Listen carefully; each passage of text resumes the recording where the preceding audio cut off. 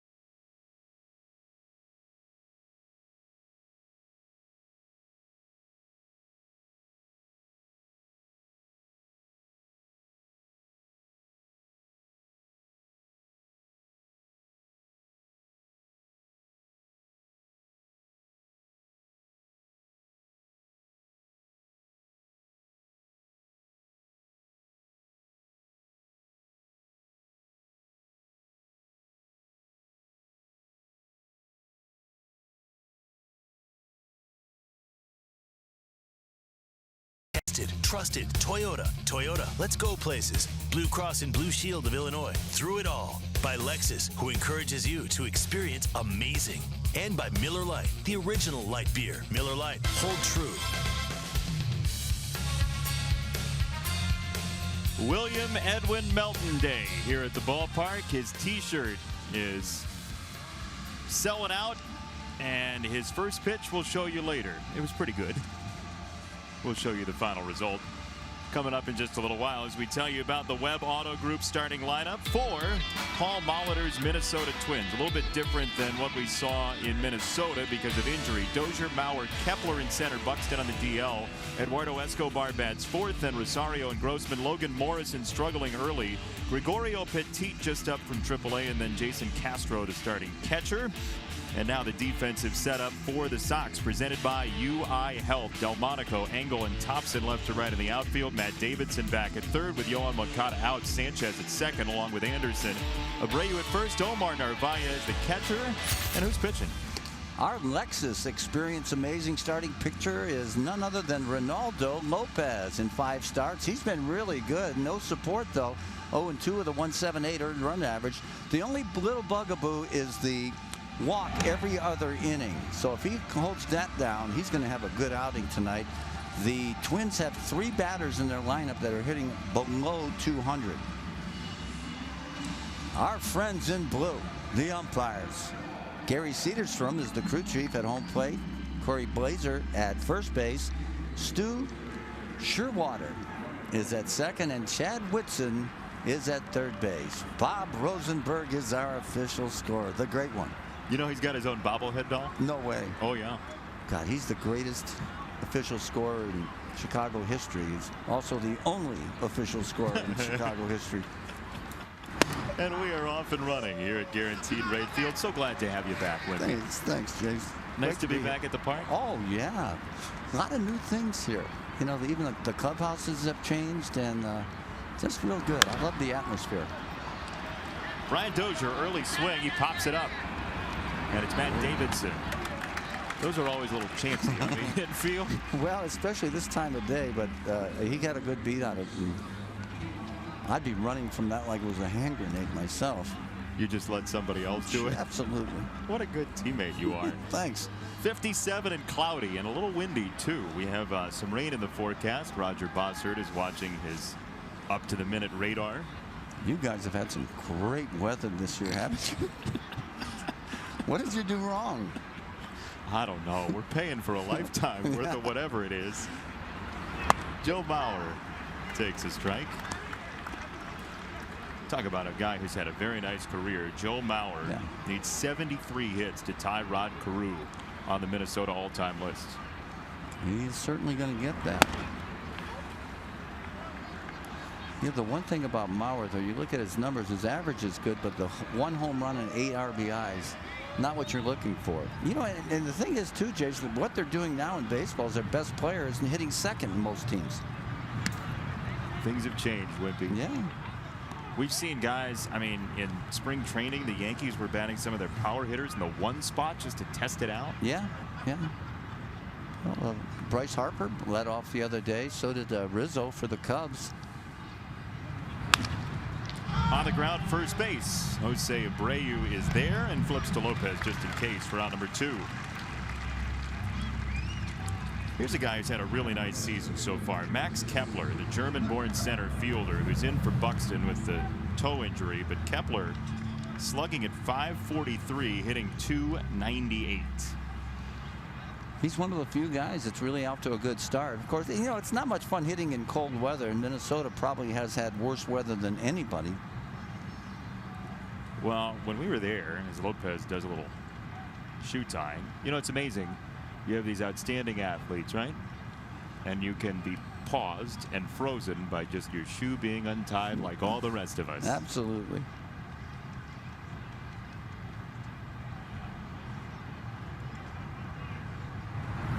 You go bunny ears when you tie your shoe or what? I usually get my mom to do it. Not what I used to anyway. You know, 2 loops and then a curl. I'd have been great in the service, huh? Yeah, you know, after doing 3 games together in Miami a couple of years ago, I had a good feeling that I was going to get a really nice answer to how you tie your shoes. Ball and a strike to Kepler with the shift on, and that's something that we've seen a lot more of in recent days as well. Well, the Sox are actually holding down the fort a little bit on the left side of the infield. Davidson's almost playing a shallow shortstop.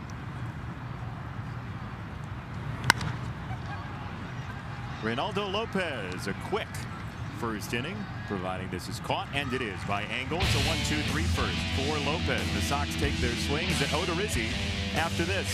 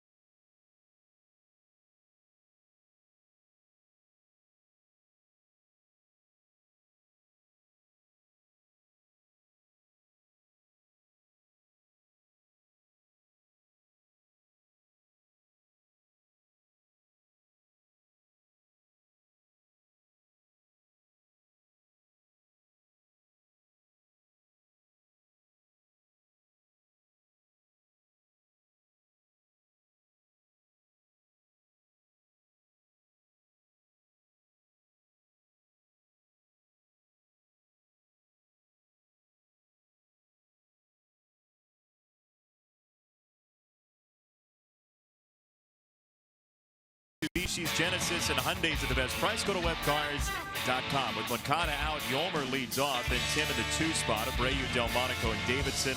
Polka DHs hopping into 6th. Thompson, Narvaez, and Engel with Wellington Castillo a late scratch. And now the defensive alignment for Paul Molitor's Twins. You've seen some of them at the bat. Rosario, Kepler, and Grossman in the outfield. Escobar, Petit, the journeyman. Dozier and Maurer. Then Castro is the catcher. It's presented by UI Health. And our Lexus Experience Amazing starting pitcher is Jake Odorizzi. Jake is 27 years old. He's 2-2 with a .394 earned run average. He's one of those dependable starters that keeps you in the ball game. He's not overpowering, but at the same time, he's generally going to have a pretty good ball game for you. And he'll face Sanchez, who takes strike number 1.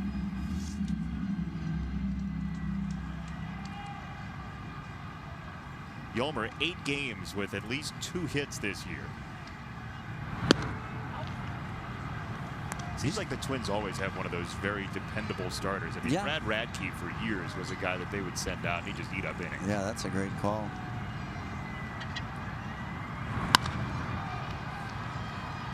To left, Rosario, out number 1. Well, one thing about Odorizzi, he's going to throw high fastballs. We were talking with Roy Smalley, old teammate of mine with the White Sox. Roy's doing the games for Minnesota now, and he says that Odorizzi's a high fastball pitcher. He goes just above the strike zone, gets a lot of pop-ups like we saw right there, but he's going to throw a lot of fastballs in that low 90 range, which you'd think might be hittable, but he just kind of eludes the barrel of the bat. You know, it's interesting. In this day and age, you would imagine the high fastball, and we've talked about it before, the high fastball is the way to go considering the swing path. I agree 100%. Everybody is in that launch mode. What do you think of that? Not much. You're going to win a lot more games with a RBI single than you are a 3-run homer. I've always felt that way. And strikeouts, good grief, more strikeouts than hits in the month of April in the major leagues. Isn't that amazing? That's terrible. First time in Major League history, more strikeouts and hits in a month. Yeah. Well, the shifts, and the guys are hitting balls right into the shifts too. They roll over that top hand and pull right into where the defense is, and everybody looks like a genius when they do that. Sox had a couple of them in that St. Louis series. There was a ball that was just skewered into right center, and Engel was standing there waiting for it. And one of the St. Louis beat writers tweeted that folks in the NL Central are going to be buying Ricky Renteria's defensive alignment. Yeah. 1-2 on Tim. Off speed away for strike 3, 2 down, and here's what you'll see featured by Jake Odorizzi, the Highland, Illinois native from near St. Louis. Mostly 4-seam fastball, then splitter a little bit, slider. It's really a split change that he throws. Yeah. You don't see many guys with 5 pitches these days. It's hard to throw a slider and a curveball too, because one might mess up the other one in your delivery. 2 out for Abreu. Best slider you ever saw. Well, I can't say that. I'm not a big fan of the slider. I've always loved guys that throw the curveball, and the best curveball was Bert Blyleven from the Minnesota Ball Club. He's not here this trip. He was just filthy. I couldn't believe that it took so long to get him in the Hall of Fame. Those writers, they didn't have to hit off him though. That's right. He had the best curveball. I could hear it coming like a train, and I knew I had no chance. Sound like you're still hearing it in your dreams. Well, he punched me out one night in the Kingdom, and I was flat on my back when, what was it, Ken Kaiser, I think, punched me out. Ken Kaiser, yeah. He liked that too. Like to punch people out? Oh yeah.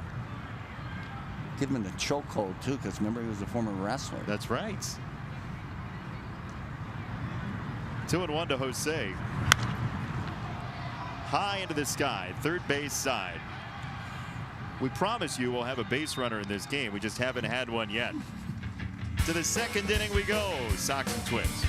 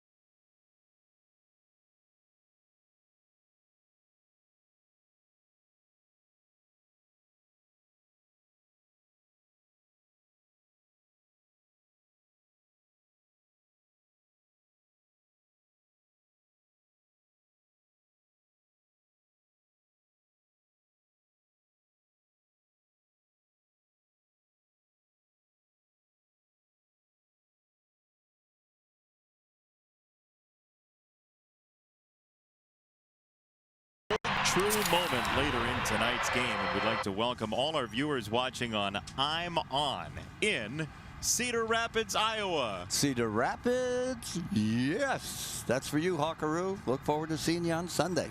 And suddenly I'm 11 years old again. Yeah, great, I miss that. And suddenly I'm 55. Congratulations. Thanks. Strike one, Escobar fouls it away. So you used to actually watch us, huh? All the time. All the time.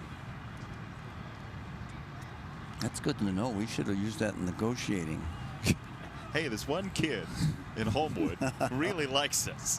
Homewood Flossmoor? Or just Homewood Flossmoor, okay. yeah. They Great White Sox fans out there. Yeah, there are. We've heard a lot from Sox fans in Iowa the past couple weeks. It's a very vocal pocket of Sox fandom.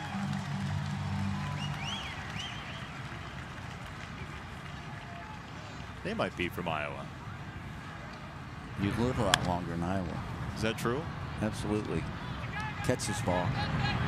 Now, I'll tell you a story. I was on a plane with a guy, and he was going to Iowa. We were going to speak. I was going to speak in Iowa, in Burlington, I think it was. And he started talking about Ty Cobb and Babe Ruth, how he saw him play. And I'm thinking, good grief, can I ask you how old you are? And he says, I'm 103. And he was traveling by himself, but he grew up in Iowa, so you live longer in Iowa. And I asked him, what was he going there for? He says, his baby brother was having a birthday, and he was a mere 101. True story. Yeah. What great genetics. You live longer in Iowa. One down for Eddie Rosario. Also, we'll be joined later by Chuck Garfien, who is a huge Tom Paciorek, the player, fan. I came around after your career, but ground ball to first and 2 down. You hungry, Wimpy? Sure. Yeah, always. Here's the menu of what we're going to have on our telecast. Oh, okay. It's not actual food. We're going to celebrate Belton Bill Melton. He's going to be up here in the booth with us shortly. Diamonds aren't a guy's best friend. We'll find out what that means coming up later. And you're part of our trivia contest tonight. It's a Wimpy Sox math. Those questions would be impossible. Come on. It's all about you. If you don't get this one right. I don't remember a lot of those years. You don't? They were kind of a blur. You remember like where you're from, though? Oh, like yeah. Where you grew up? Yeah. Okay, how to spell your name, things like that? Yeah. Hamtramck. Hamtramck. You guys could have used a couple more vowels. We bought a few. Good play. Abreu to Lopez, and Grossman set aside. Very quick inning for Reynaldo Lopez. Bottom 2 next.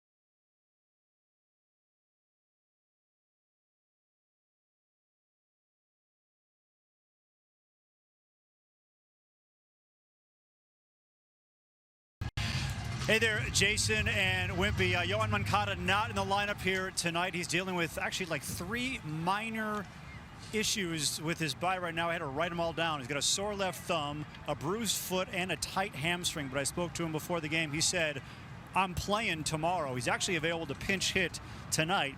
The hamstring issue had to deal with cramping. It was so hot in St. Louis that he wasn't staying hydrated enough. In fact, Ricky Renteria spoke with the team before the game about a number of things. One of them was the importance of staying hydrated during a game, specifically in the summer as it gets warmer out there and more humid. And Ricky was saying these guys are so young, they need to start developing habits like drinking enough water during a game. And as we've seen them play, it's still the education process. Little things like this. Wimpy, I'm sure you can relate to this, that when you start in your major league career, you develop the habits earlier in your career, and that can remain for the rest of your career. Yeah, no doubt about it, Chuck. And I'm thinking, too, that all the cold weather, the guys weren't drinking as much fluid as they should have during the cold. And then once you get in that real hot, humid stuff, that's when you start to dehydrate, and that's when you pull muscles. That's a good point. And also Wellington Castillo, he's not in the game. Late scratch with pain in his lower abdomen. Didn't even see him. Didn't see him during clubhouse when it was open before the game. So this is probably something he was dealing with for a while. So we got Narvaez behind the plate here tonight. What's that like? I mean, there's got to be a moment in the season where you go from winter mode to summer mode, but how do you register that? It's tough, especially if you're playing in the great Midwest. You know, that's you got to be a good mutter. You got to just kind of throw away the elements and play hard. Because, you know, I thought you'd have an advantage if you really wanted to play, because I thought most of the guys on the other team didn't want to play. Well, actually, what happened was Moncada found out that Wimpy was calling the game tonight, and he told Rick he didn't want to play. Oh, okay. So, but he'll be back for you tomorrow. Because he wanted to watch the telecast, right? Well, of course. Exactly. He wanted to watch it on TV. He'd heard so much about you, Wimpy. He's like, you know what? I'll sit this one out. I'll watch and listen to you and Jason call the game. Thanks, Chuck. Yeah. On the injury report, it says late scratch, idle tree. 2-2. That swung on and missed for strike 3 and 1 down. Your 2018 Chicago White Sox are presented by Guaranteed Rate, your trusted teammate throughout the mortgage process. Experience the difference today at rate.com. Thanks for joining us tonight. Sox and Twins still have yet to have a base runner. With Tom Paciorek, Chuck Garfien downstairs, Jason Benetti along with you. Bill Melton will be here in the booth shortly. His t-shirt is stunning. Beautiful. Isn't it? Bill Melton's a handsome man, as you well know. One down for Davidson. And it's fouled away. This guy just keeps throwing that high fastball, doesn't he? Roy Smalley's scouting report on him was perfect. It is. High fastballs, and he'll throw an occasional changeup down. Fastball up, changeup down. But, you know, we saw the 5 pitches that he has. But right now, he's just going fastball, changeup. How do you handle that? I mean, what's your idea? Well, you got to get your hands above the ball to hit a fastball. And this is not overpowering stuff. It's 90 miles an hour. It's probably in his delivery. Maybe you're not picking it up right out of his hand. 0-2 for Davidson, and again upstairs, Matt lays off. There was a pitcher for the Orioles years ago named Scott McGregor who had a funky delivery, never threw above 84, 85 miles an hour, was a high fastball, curveball pitcher, and he'd strike out 10 players a game. He's amazing how he did it, how he utilized a high fastball. Great weapon. Odorizzi's been close enough to the zone, those last 2 notwithstanding. He's been close enough to the zone, you got to swing. Oh, I think so, yeah. Well, if they call the chest high letters high strike. 2-2. He went away from the fastball, and Davidson jars it to left field. It's a 1-out single. Yeah, that was a slider right there, 85 miles an hour, and he hung it over the middle of the plate. Matt just jumped all over it. Odorizzi's lucky he didn't put a point on the board with that one.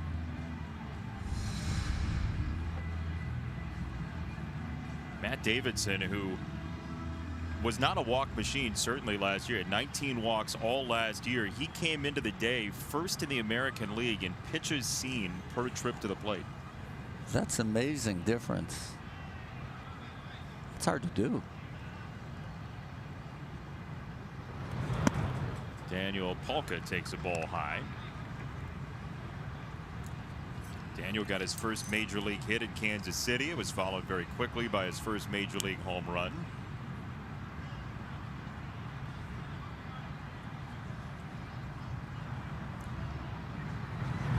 Matt, by the way, has the very stylish orange mouth guard you saw over at first base. They never had designer mouth guards when you were playing, No, did they? no, no, no. Those are hard to wear, too.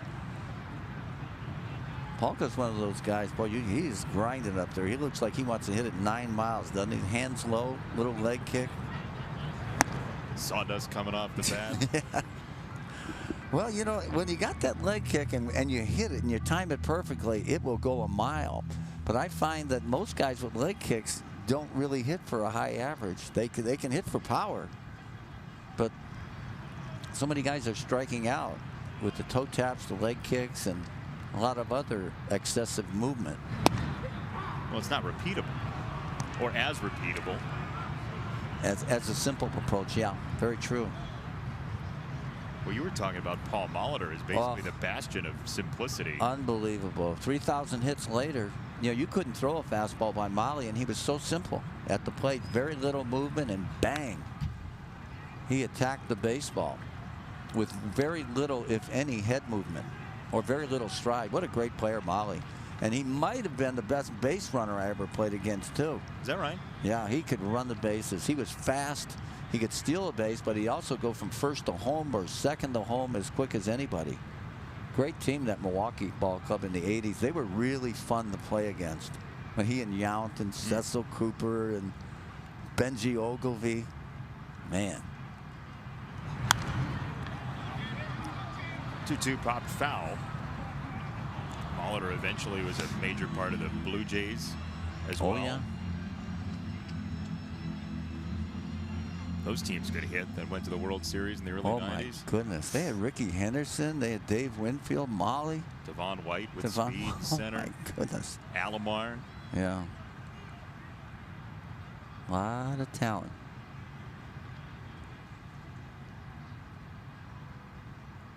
Two and two.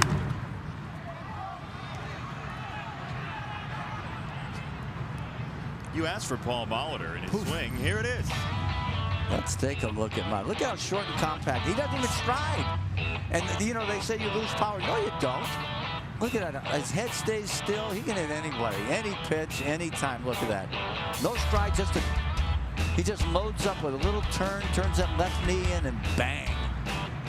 And he had power, too. Fun to watch play. I think that ball off blackjack went a long way. We didn't see where it ended up, but he could hit anything. Due to time constraints, we move ahead in that action. Blackjack's coaching now, down in Charlotte, Queens University in Charlotte. Oh, okay. First year of the program.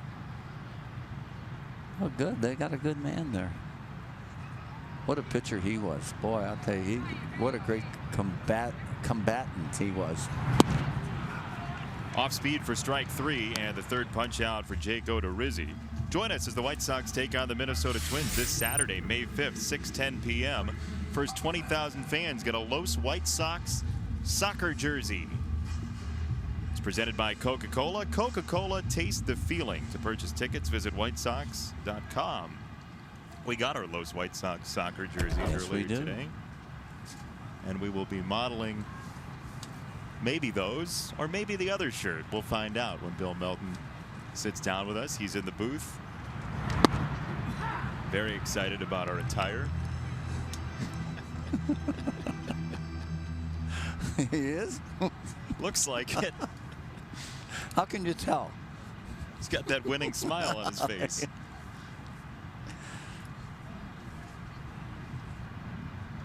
0-1 to Trace Thompson. Davidson at first.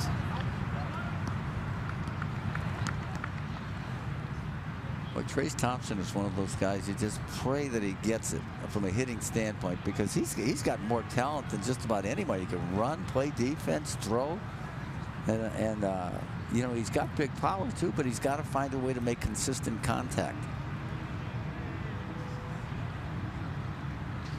1-1. Well, he had stretches with the Dodgers there where he was a major part of their offense a couple years ago. Yeah, and just kind of lost it. And you know what? I think he might be guilty of not making the proper adjustments to the changes that the pitchers were doing to him. And with all the video now in baseball, if a pitcher wants to do something to you or learn what you got to do to a guy to get him out, he's going to do it maybe even in between at bats. Yeah, no doubt. Because you know, if he has a weakness, say you see that front hip opening up early, boy, you can just pound the outside corner. He can't reach it. They're going out there. 2-2. Trey's got a piece of it, but not enough. Into left, Rosario. For out number 3, Bill Melton in the flesh, in the booth. He looks exactly like that right now.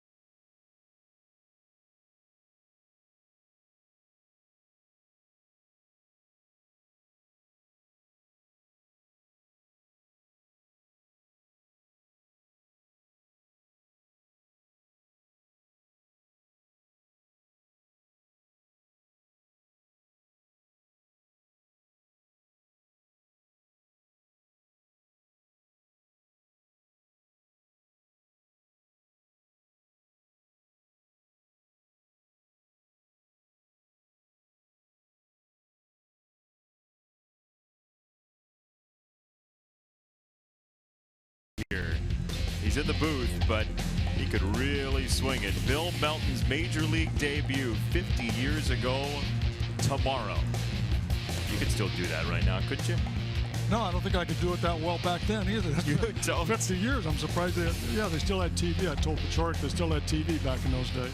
Hey, what do you think of these shirts, by the way? I like them. I was really kind of surprised when I got it. They texted me those and said, "What do you think?" And I went, "Geez, what am when you're making T-shirts for somebody, what am I going to sit and complain?" I thought they turned out nice. That was the most popular color in uniform, and still is. We're talking about the blue with the red, not so much the number or the names on the back, but just those colors are still very popular. Yeah, kind of like the shirt you're wearing right now with the red pinstripes. Those are beautiful. They didn't like this though. I like the blue ones too. I like that. Those uniforms back then were tremendous. Yeah, I missed the shorts. Thank goodness. You don't look good in those. What, the shorts? Well, look, no. I saw Wilbur in those, and I said, I'm glad I was traded. Man, Wilbur was the luckiest day of my life. I got out. Wilbur in the short pants. Wilbur Wood. Oh yeah, he was not a male model, was he? No, he was. He was a great athlete. He really was. Good fisherman. Looked great in the suit. We got a game on? Yeah, yes. I think so. Okay. What was? Go ahead. Don't be afraid. You can afraid. Call the They're game. watching the game. We never get you in the booth here. What was that debut like for you? What do you remember? Well, I remember I never had been to a big league camp, so it was very intimidating when I came over from Hawaii, and I went in the locker room, and there's Hoyt Wilhelm, Wilbur Wood, Tommy John, Gary Peters, And I had never been to a big league camp, so I didn't know him. So I was really intimidated, you know, and I didn't have a position.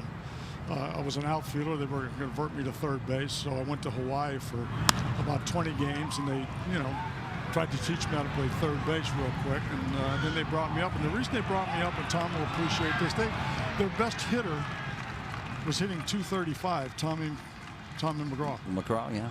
He was hitting 235, so they really never had any offense at all. It was probably the worst in baseball. So they brought me up and gave me a shot. Lasted about 30 days. I opened up with the Yankees and Mickey Mantle, and that was my boyhood hero. And I'm back there in third base, and they're pushing me out to the grass. Al Lopez, I'll never forget. They said he doesn't run as well anymore, right? He hit a two-hopper to me. Sure enough, I get up, and I had a really strong arm. He beat it out by about 5 feet. I thought you guys said he had a bad knee. I mean, he was still good when he was hobbling. Was he the best player you ever played against, Bill? No, I played against a lot of them. I went to the All-Star game in '71. There was 30-some Hall of Famers in that All-Star game. I have the picture at home. I said, yeah, I knew there was a lot of, you know, the Killebrews, the Frank Robinsons, back and forth. And I went and looked at the pictures. There's 30 out of 50 guys there that are in the Hall of Fame. Who else was there? Well, you had Louis Aparicio, you had Brooks Robinson, you had Frank Robinson, you had Reggie Jackson. You hit the light towers. You had a lot of good pitchers. I could go over and over the ones they had. Gaylord Perry. They had, I think Aparicio was playing shortstop quite a bit, and Brooks was at third. Killebrew, Boog Powell. He's not in the Hall of Fame, but Killebrew. A lot of Hall of Famers. It was when I look at that picture, I'm more proud of that than anything, because playing against guys like that, of course, they were at the end of their career, but they were big names. You know, it's the first time the American League had won in 10 years. And that was a big deal for the American League to finally come after losing. The National League was a stronger league, obviously. Had a lot of big names. Willie Mays was there. Willie McCovey was there. I could go on. Clemente. You know, you talk about guys back then. It was amazing. And they all played the whole game, too. How about that? They all did. And the reason is because we had the American League hadn't won in 10 years, and they were hell-bent on, you know, winning the game regardless. Myself and Boog Powell were both used as pinch hitters. You know, we were to be brought in a game. He said, look, we've lost for 10 years. These guys are going to play. You know, that Aparicio at short, Brooks at second base. And, you know, it was a good ball game watching, you know, Reggie hit the thing. I thought the most valuable player was really Harmon Killebrew. He had a 3-run home run in the 5th or 6th inning that put us up by 2 runs. And I think they gave the MVP to Frank Robinson. That's what I think they did. I can't remember, but there's a lot of great players. It was something. I wish I'd have had the ball that was signed, but stupid me gave it away. Who's the toughest pitcher you faced? All of them. All of them. I know that feeling. Ball gets away. Here comes a run, and the Twins are on the board. Morrison scores. Petit to second. Boy, they got a couple of bloop hits and now a pass ball. Got to regroup right here. Yeah, that should be a pass ball. Well, Lopez has done a good job for the White Sox. He's one of these tough luck guys, a low ERA. He walks 2 or 3 guys a game, but he's always around the plate with stuff, you know, like that. That's the stuff a young guy's going to do, pass balls, trying to do too much with a man on third base. But overall, he challenges a hitter. He throws a lot of strikes. He does walk 3 or 4 guys a game, but he won't let them score. So he's developing pretty fast. I have a question for you, Bill. It's an important question. What do you think of the organ at a baseball game? As this one gets away again, Omar really struggling behind the plate, Petit to third. What do you think of the organ at a baseball game? Well, we had one. Yeah. We used to have one at the stadium all the time. I thought they were beautiful over there. Did you? Yeah, I did. I think for hockey. Hockey was big in Chicago when I was here in the 70s, but the organ, you know, I don't think players really pay much attention to that. Who is the organist here? Here's a player quiz. Oh, what is this? Oh, is that Nancy Fowles? It is. Sure You paid a lot of attention to the organ, evidently, huh? I did. No, Nancy was. What a wonderful gal. She was. Great gal. She was here a long time with the White Sox, but I don't know how we got on that cover. I don't know what it was. Into right field, Trace Thompson is there. Petit tags from third and scores, so the ball as it trickled away end up affecting the play. The Twins get their second run. Yeah, see, this is what I wish the White Sox would do a little bit more of, Tom. You haven't seen him. Just bring that guy in from third base with that crippled RBI we talk about, man on third, 1 out or less. And we've had a tough time with that. And I think if you really look at the White Sox, they've lost maybe 20, 21 games. 10 of them have been by 1 run. Yes. And it's execution of those type of things right there. This is why I think the Twins went to the playoffs last year. I think their guys are a year ahead of the White Sox. And you can kind of see when you watch Minnesota play, some of their younger guys are now doing these little things. Davidson at third. And out number 2. Wimpy asked you, who was that pitcher that was the toughest guy you faced? Well, the guy I never got a hit off, I think, was Raleigh Fingers. That was, to me, it's like Frank Thomas was with, what's his name, the big tall guy from Seattle, and then he went to the Yankees. Oh, yeah. Davey Nelson? Yeah, Nelson? Jeff Nelson? Jeff Nelson. I think he struck out. Slider, right? 15. I don't know what he had. I'm afraid to ask Frank. I thought he'd backhand me, so I just kind of forgot about it. I remember Jeff Nelson. Yeah, but I had Raleigh Fingers. I had no hope. Matter of fact, Dick Williams was just sitting in the dugout and kind of pointed at me as I walked into home plate, kind of laughing with a smirk because he hated me anyway. And then he'd go get Raleigh Fingers and be like 3 quick ones. Oh, you've mentioned a slider. Yeah. Jason earlier asked me who the best slider I've seen, and it has to be Raleigh Fingers. No question about it. You know what? And again, it was tempting, but you just couldn't hit it. I'm being told by Dave Ross in our truck that you were 10 for 36 against Raleigh Fingers. Really? Yeah. Golly, that's good. Maybe I laid down some bunts. 10 for 36, that's a hell of a career. I should have just stuck. Geez, 10 for 36. Anyway, he was tough. Maybe it was with men in scoring, but how many RBIs did I have? 2? Well, 2. Yeah. Yeah, something like that. It's really RBIs when you talk. Those guys that are good will give you hits. Gaylord Perry, they'll give you hits. Well, when they need to get you out with a man in scoring position, you're an RBI guy. You got to really work at it. That's why you shift. Hey, how'd the first pitch go, by the way? Pretty bad. I bounced it, which is all right. You know, Giolito, that's not a good enough target. That's why I told him when I walked up, I said, I got to have a better target than that. You're only 6'6". Phil, thanks for coming by. Thanks, guys. Congratulations. Enjoy it. See you, Tommy. Thanks, Bill. Great seeing you. Don't sell the shirt. Bill Mountain, ladies and gentlemen.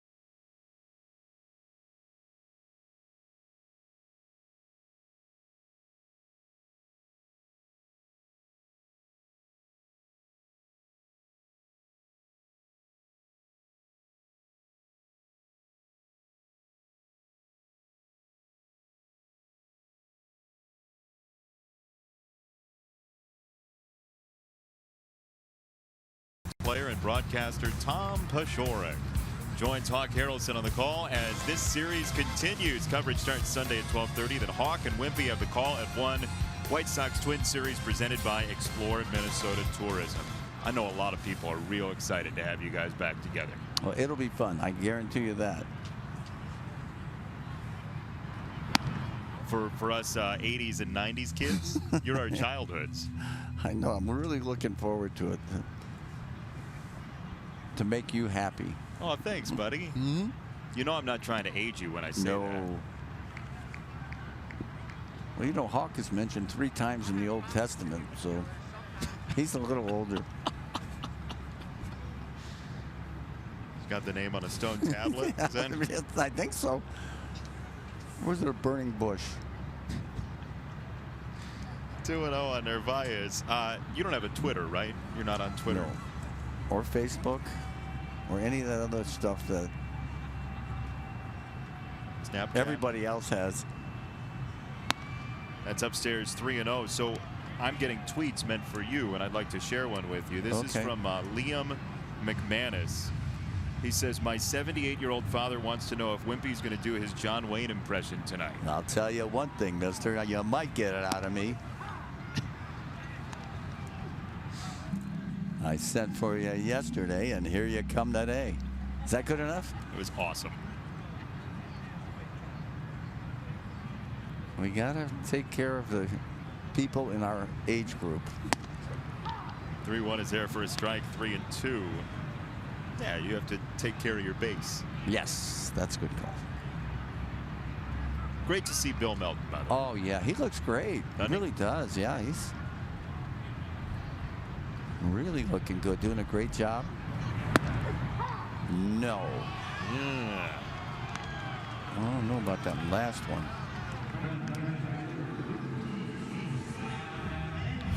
Omar's got a real good feel for the strike zone, too. Yeah. Boy, that was pretty close. It's probably something that you should have swung at, but still was outside. Boots on the ground. As a hitter, you never think, oh, I should have. But every hitter will say on 2 strikes, there are some pitches too close to take. Right. Yes, sir. That's 4 strikeouts. Yeah, I mean, it's not layered stuff from Odorizzi. You know what you're going to get. Yeah. And he's doing it well. Yeah, not much side to side. He's basically north and south. By the way, just in, the ballpark is out of food because the Northwestern baseball team has eaten all of it. Well, good. Yeah. My nephew Nick and his buddies are enjoying the game with us. Going to Purdue tomorrow to face the Boilermakers. Exotic West Oh, when Lafayette. those 2 teams get together, you can throw the record books out. Is that Keith? Something like that. Yeah, maybe. 2-1 is high. 3 balls and a strike. You know, Keith Jackson has the press box bathroom named after him. Really? In Nebraska. And why would that be? Well, he did so many big Cornhuskers games. Uh-oh. In the air, left field, and twisting foul. You know who did well against the Minnesota Twins? No, who? As we look back in history, it is you. 336 against the boy. Twins. How about that? That's interesting. I did not know all these numbers. Yankees. Huh. Who'd you hurt for Minnesota? Who'd you like hitting again? Well, I never really liked anybody, but Frank Viola was always good. I don't remember hitting that well against these guys. I know the Baltimore had some success. Nice trip to the plate for Adam Engel. It's a 1-out walk, and Yolmer will bat with a runner on. Maybe here we'll see Ricky Renteria push a button or 2 with Engel's speed and Yolmer's ability to handle the bat. Yeah, even down 2 runs, it's early in the ball game. Sometimes you have to do these things to get that offense revved up. Maybe a hit and run, move those infielders around.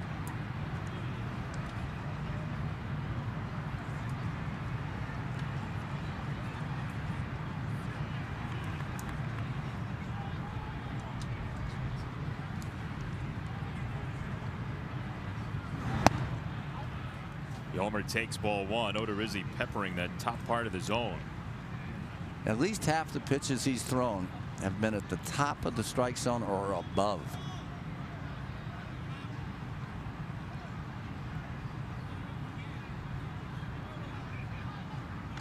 And he's one of those guys you say make him get the ball down because he's a high ball pitcher, no doubt about it. How do you do that? Well, you ask him nicely. Throw the ball down here, will you? That's where I like it. I don't know if that'll work. I would have tried it though if I thought of it back 40 years ago. Just send a note over to the visiting clubhouse. Yeah, throw it down here. Well, in this age, you know, back then there was a lot more high ball hitters, and Hawk will tell you that too, because he was a high ball hitter himself. But there was a lot of guys. You threw a hanging breaking ball, it was gone. Yeah. And these guys are taking it now. There he goes. Adam runs, throws high, and into center field. He peels away for third, and the Sox will get 2 bases out of this. Adam Engel rushing to third without his hat. I love it. That's what we talked about in the open. You want to get those guys in motion to create possible easy runs. Now here's a situation with 1 out. There's a good jump by Adam. The throw should have been caught. Castro, that I don't know who they'll give that error to allow Adam Engel to get to third base, but he's there with 1 out. So now all you got to do is make contact and get the run. And this is what Bill was talking about last inning, Jason, about the fact that the Sox have not been delivering in that situation. Ricky Renteria with Herm Schneider out to check with Adam Engel. Chuck, what do you have? I think when he slid at second base, he got a knee to his head, the back of his head, and that's what he's complaining about right now. Yeah, right there. Yep. Good call, Chuck. Ooh, love that straight leg slide in there. Boy, he's tough, isn't he? Yeah, he has football in his background. He wanted to be an Ohio State football player. Wow. He's a good enough baseball player that he figured, I'll go be a major leaguer.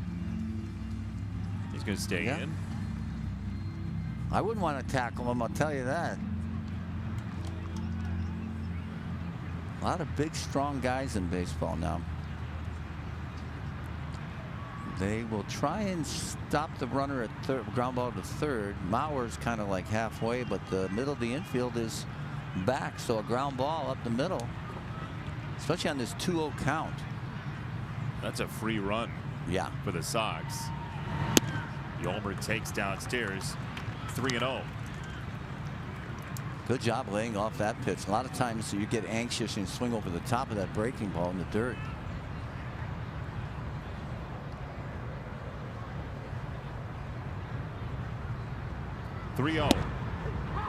Takes a called strike. 3-1. At the bottom of the strike zone with a fastball.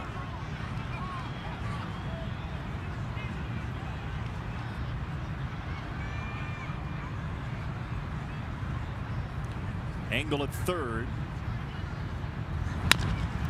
There is the ground ball, middle infield. Yolmer does exactly what he needs to do, and the Sox get their first run of the game. Very nice. They're giving it to you. Nice patient at bat right there. A lot of times young hitters will swing at pitches out of the zone. Right there, he worked the count, hit the ball up the middle, exactly what he wanted to do. Play Pepper with that shortstop.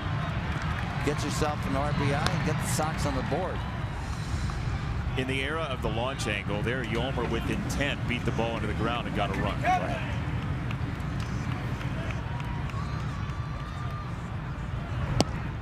That error has changed, by the way. Bob Rosenberg adjusting. It goes to Petit, the shortstop. Yeah, he's got to catch the ball.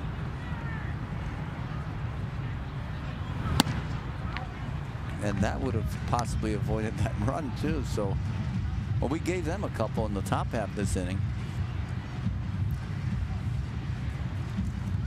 You know how it is when you're struggling to get wins. Oh, boy. Seems like free runs show up on the other ledger a lot. Yeah. 2-0. And that is on a play. 2 balls and a strike. We need to get you some of the new food in the ballpark here. Oh, I've had some of it already. It's early. They were here all week, you know. Maybe we can get some of Melton's favorite carrot cake for you. Oh. Later on. 2 balls and a strike on Anderson.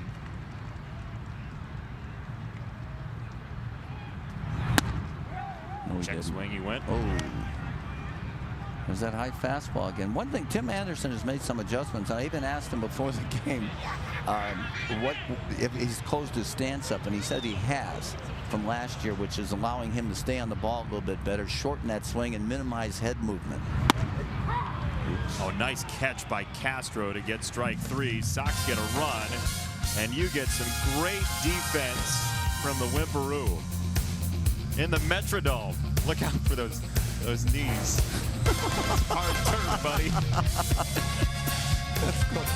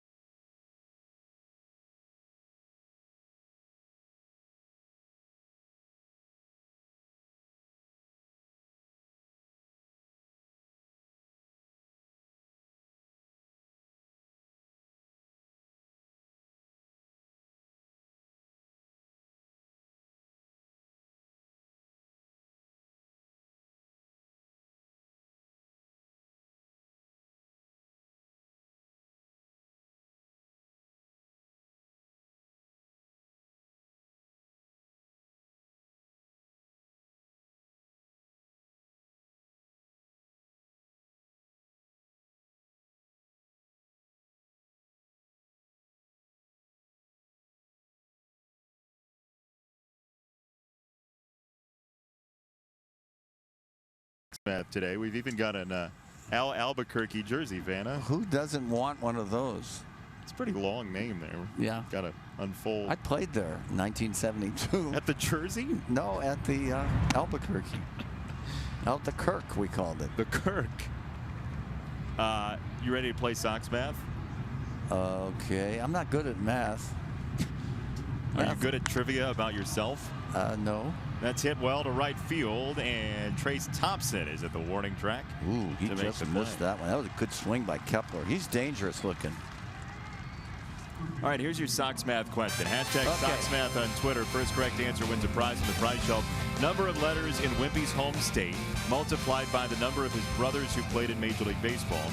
Add his jersey number with the Sox, and then subtract the number of letters in his last name. There's your question. Do you know the answer? Boy, that's too quick. You don't have the answer to your own information? I'm running out of fingers.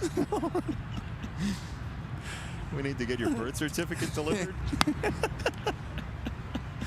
Let's see.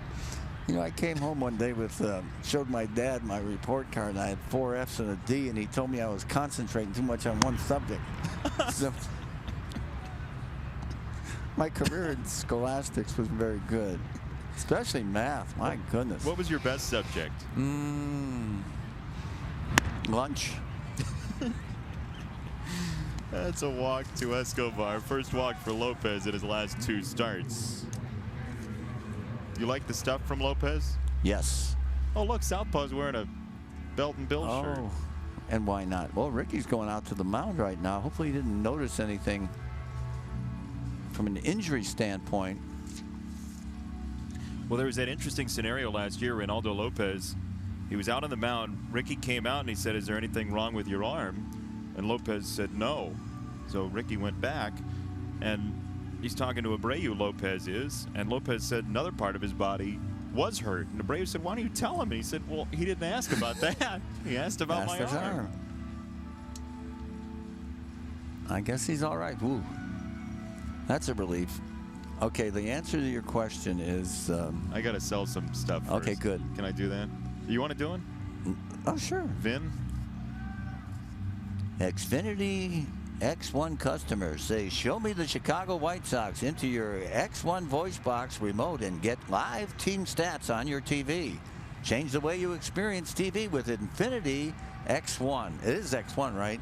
It is. Okay. I thought it was 11. The X in the front, Roman like the numerals. Into right center field it goes. Engel's not going to get there, and it one hops to the wall. Escobar to third. He's coming home. Escobar is safe, and the Twins are back on the board. An RBI double for Eddie Rosario, who has really turned it up the last couple of weeks for Minnesota. Rosario's a good hitter. He's got a closed stance, but he opens up, and he's able to handle that inside pitch. And right there, I'll tell you what, this guy was a comer. He had a great year last year for the Twins, and I look for a lot of good things for him now.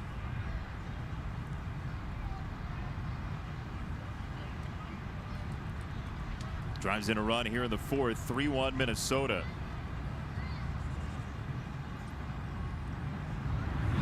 Robbie Grossman takes upstairs. Very patient hitter, switch hitter for the Twins, who have a load of left-handers in this lineup tonight.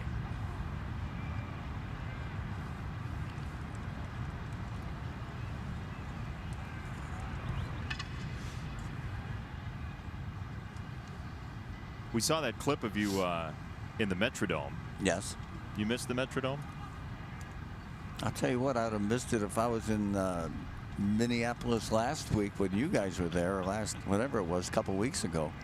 That was ugly. Oh, man. 3 snowouts. That's never happens in a dome. There was some charm to that baggie. Yeah, it was. I love playing there. I like playing in the Kingdome, though.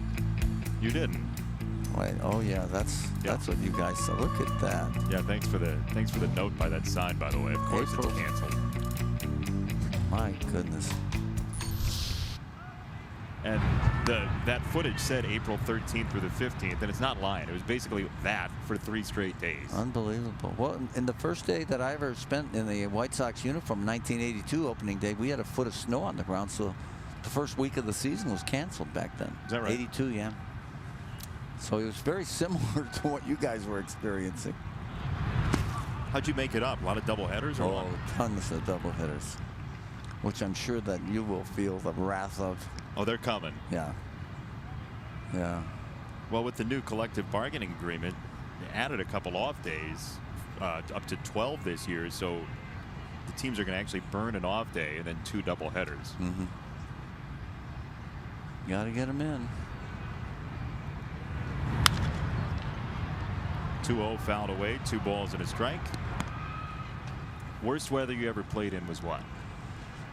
You know, old exhibition stadium in Toronto could really get cold because it was wide open and the wind came flying in there. And, you know, Toronto's weather is not very dissimilar to Minneapolis or Chicago, and it was terrible. I felt colder there than anywhere because there was nothing to block the wind. Tim at short makes the call and has the ball for round number 2. We were in Toronto the first week of this season, and the last day of that series, hotel's about 2.5, 3 blocks away from the CN Tower and Rogers Center. Mm-hmm. And I walked to the ballpark. The wind was going about 50 to 60 mile an hour gust wise, and I'm telling you, I'm a big guy certainly, so you wouldn't expect this. Well, but I felt like I was going to get blown away by the wind. I really did. Wow. Yeah. Then, of course, a couple weeks later, they have a piece of ice fall off. oh yes, yeah, and they had to cancel a game because of that too, right? Yes, sir. 2 down, Logan Morrison takes a ball. He's been a better hitter in May than most any month in his career, and the Twins certainly hope that this guy can get revved up. He's a .269 career hitter in May and just .157 the first month and change this year.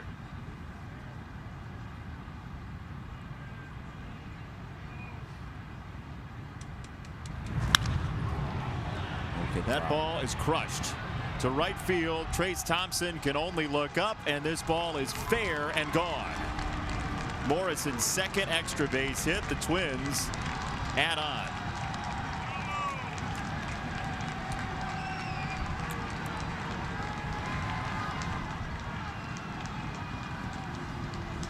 Time for our Ford home run replay, Wimpy. Well, it's Logan Morrison. He got a changeup, it looked like, and he kept his hands back, but it was right down the middle. A lot of guys going to hit that ball hard on the Ford home run replay. Boy. Oh, look at that fan. Ain't that a kick in the head? But you know what? If you're going to go after the ball, you go hard. Yeah.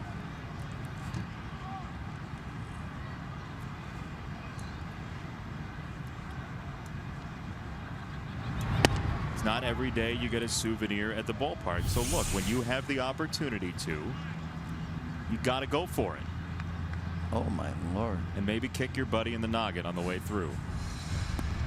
A couple concussions over there. I hope not. They're both out of the Royal Rumble, by the way, according to rules.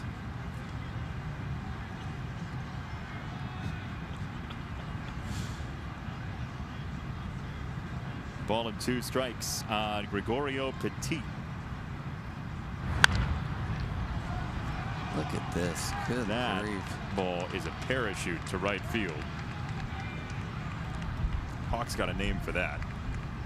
A couple names for it. Well, duck snort comes to mind. Right off the end of the bat. Little shank shot. But you know, when things are going bad, they stay bad for a while. You got to find a way to get out of it.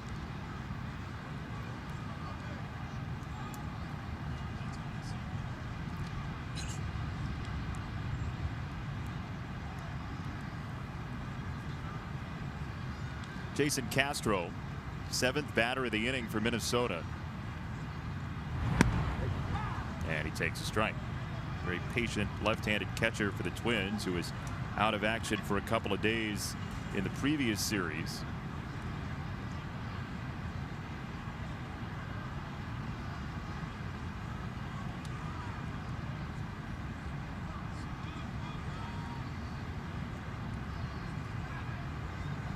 Oh, 1. Up and out. 1 ball, 1 strike. This is the rockiest inning we've seen all season from Reynaldo Lopez. Yeah. Well, he made the bad pitch to Morrison. It was a changeup right down the middle. And, you know, he didn't have to hit it out of the ballpark.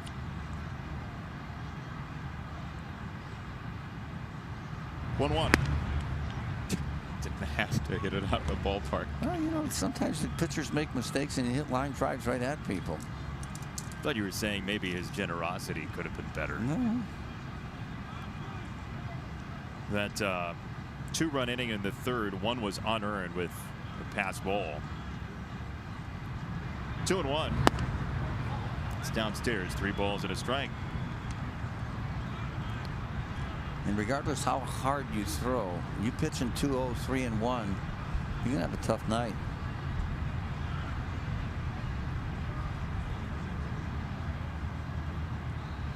Here is a 3-1 on Castro. First to throw to first.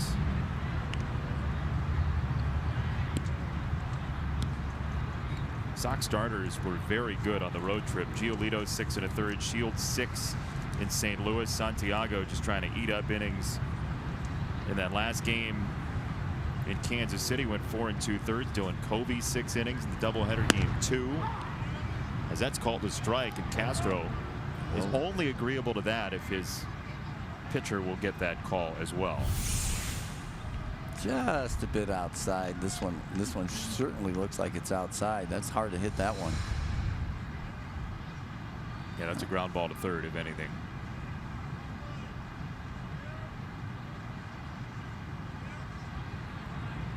Three-two. Inside, ball 4, second walk of the inning for Lopez.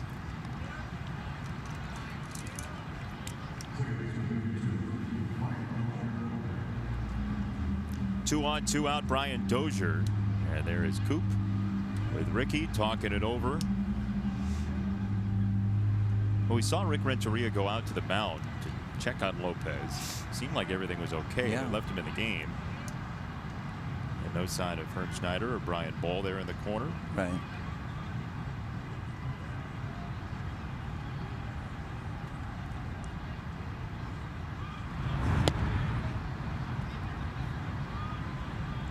Well, it looks like his velocity's bit down from the first inning when he was throwing in the high 90s, and now he's low 90s. See the next fastball here. Yeah. On 1-0. 92 for his strike. Yeah, that's about a low for him, isn't it? Because you've seen him all of his starts, and yeah, we've seen him throw harder than that.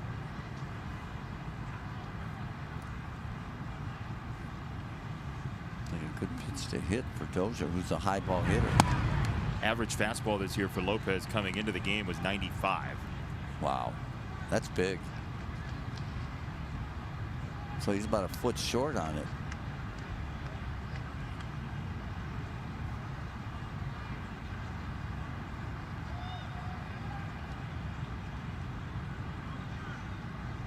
Two-one. Right down the middle. Dozier pops it up. Omar makes the catch. Woo. And that will do it. Big moment, though, for Minnesota in the inning. Logan Morrison. And a big moment for this dude. It's very exciting. He's evidently a chicken from Arrested Development.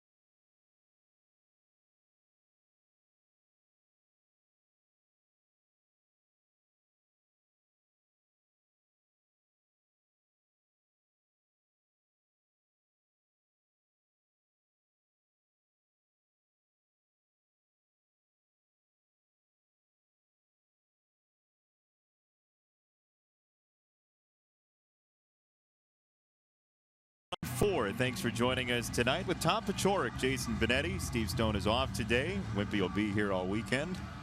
And the reunion with the Hawkaroo coming up on Sunday. Looking forward to that. I know Hawk's watching tonight. He claims that he was in the good book a couple more times than you suggested. Let's get some runs here. Yeah, how about it? Jose Abreu takes a strike. Well, and see, now that's not a strike either. It was in off the plate. That position on the plate has been going to both pitchers tonight. Yeah.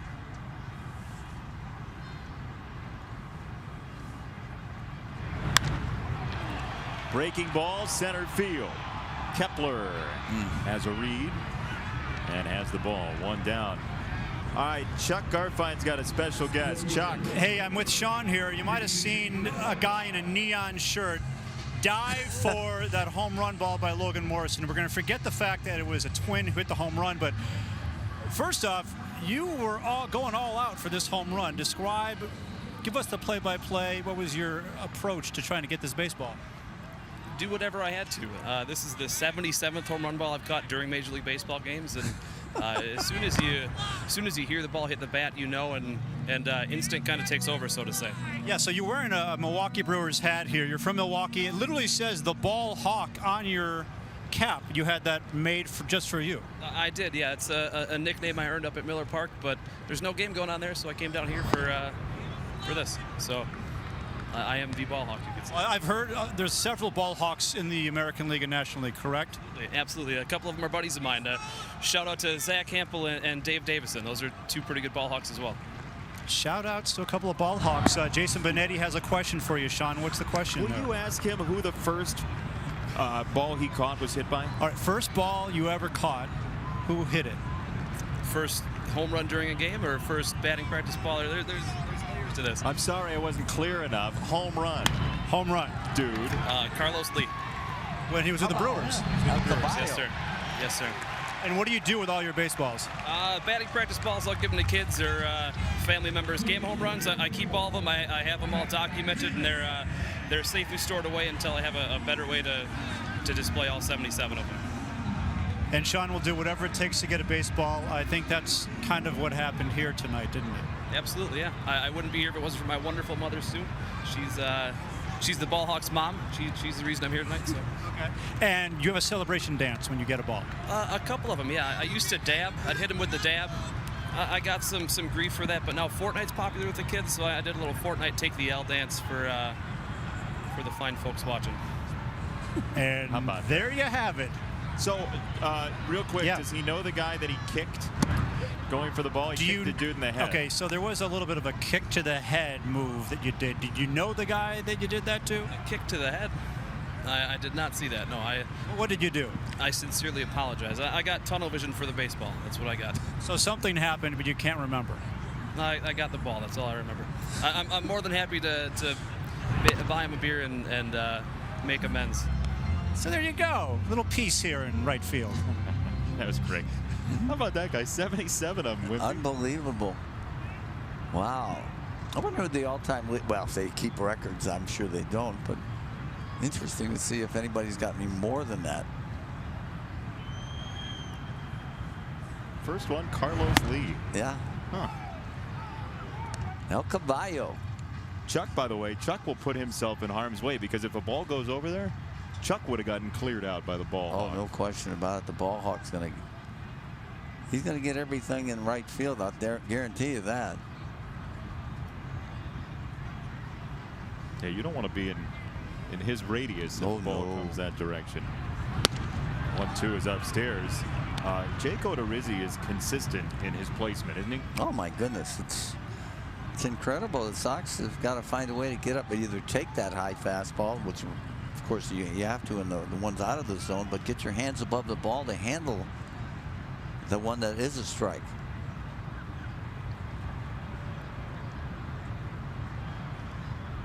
Two and two to Matt. There it is again. Elevated for strike three, 2 down, and here is your Sox Math Wimpy version. Answer: 8 letters in your home Michigan, state. yes. 2 brothers played Major League Baseball. No, 3. 2. 3. 3.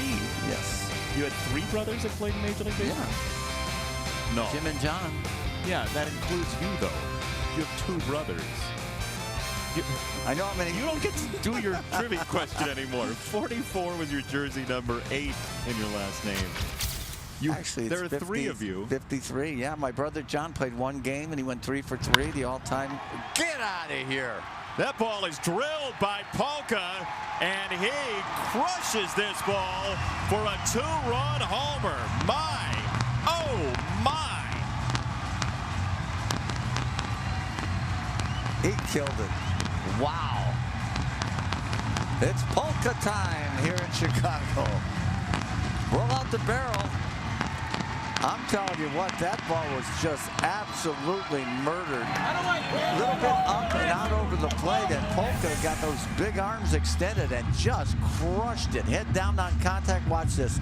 The leg kick, everything was in sync right there. Man.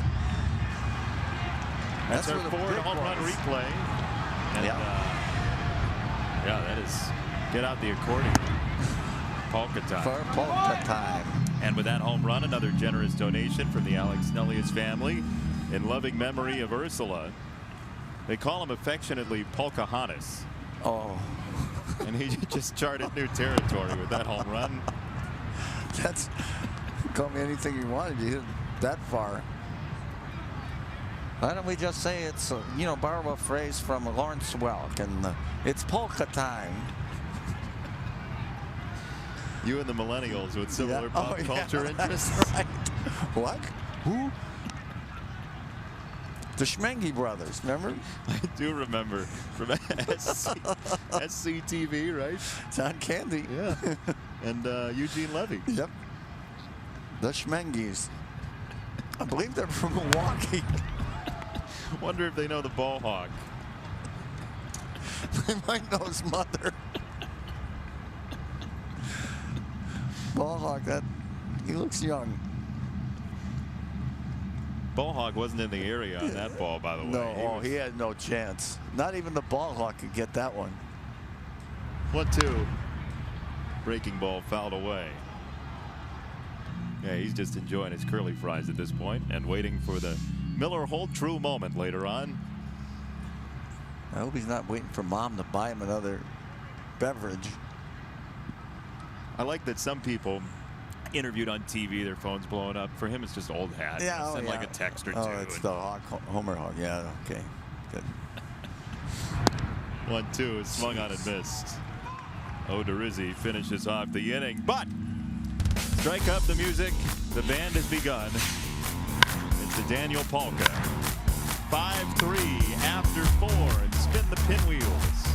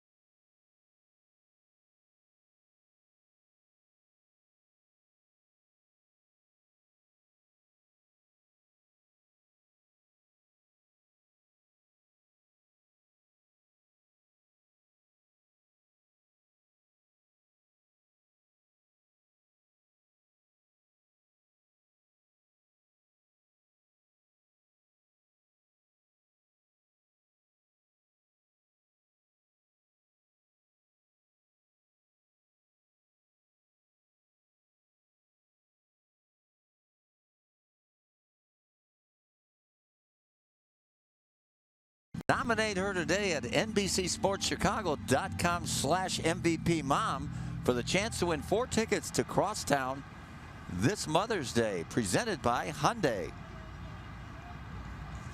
That's the MVP mom so far. Yep. He was like a NASCAR driver. Shout out to the sponsors. Shout out to Mom. It's nice. Sox are back in it. Great to be famous. Uh-huh.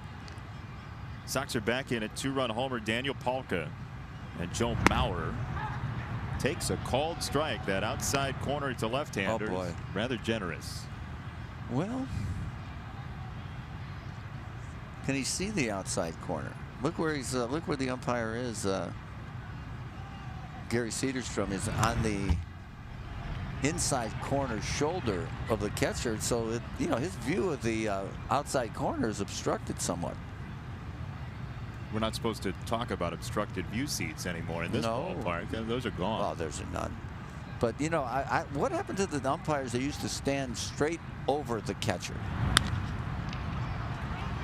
Mauer, left of center, out number 1. We'll check on them for you for a moment. Tell you, you can enjoy Guaranteed Rate Field just like a player. Play catch in the outfield, warm up in the bullpens, visit the dugouts, and much more. Take your experience to the next level and purchase a premier ticket that includes hitting in the batting cages. Join us for Family Field Day, Saturday, May 12th, and support Chicago White Sox charities.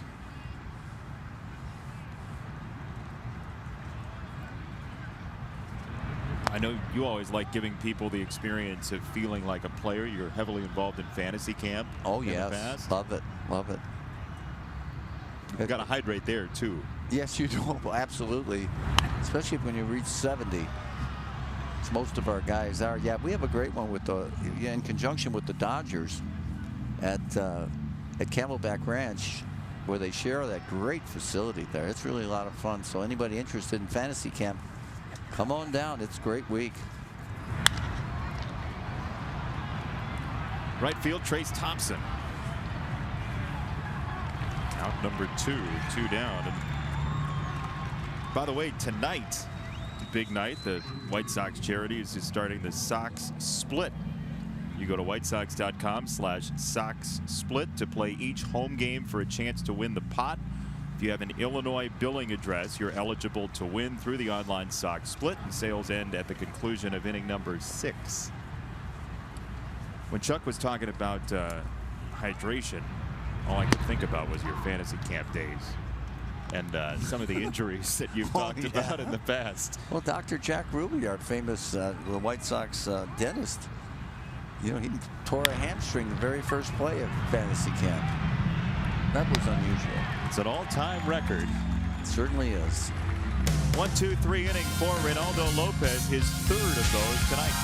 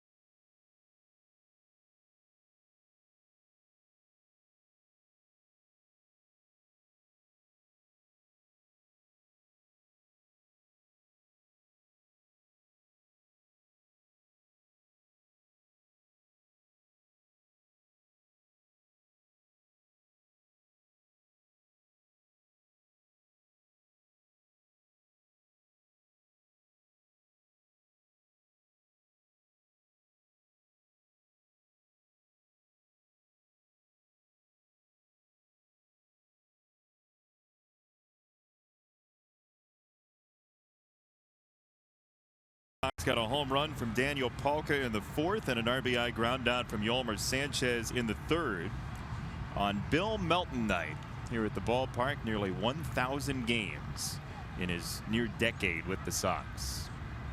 He had a nice career, Bill Melton did. He was a power guy, and he led the league in home runs at Old Comiskey Park, and that's not easy to do. That was a monstrous from the size of that stadium at 440. Gets fair.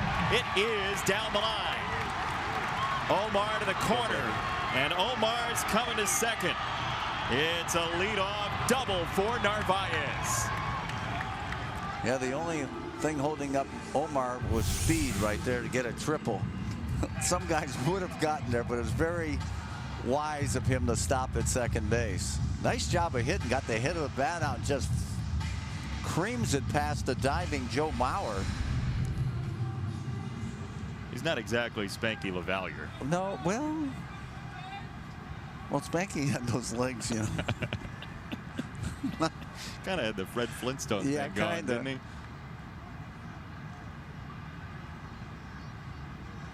All right, let's see if we can manufacture a run over here. Runner at second, nobody out. Adam Engel, who walked last time, shows bunt, takes a ball high. So high fastball pitcher. How do you get a bunt down? Very carefully, because that, well, if in a bunt situation, that's what he's wanting to throw. Now, this isn't necessarily a bunt situation, but in here, I would like to see Adam bunt for a base hit. And the worst thing that would happen would the guy would get to third. There you go. Oh, that's a lovely one. Escobar had to hurry and just nipped him. Tell you, that Escobar's a heck of a player. You put him in anywhere, and he does a heck of a job. Plus, he hits. And look at this. He was going for it. This is a tremendous bunt. And Engel's got that speed, but he's out by a step and a half. Great anticipation by Escobar to make that play. All right, here we go again. Again, they're going to give Yolmer the middle infield back. He beat him on that with an RBI ground out in the third. They're going to try and cut him off at the corner, so don't pull it or don't go dead left field. He had a nice patient at bat last time. He didn't swing at anything bad, and I think Odorizzi was trying to go for some pitches out of the strike zone.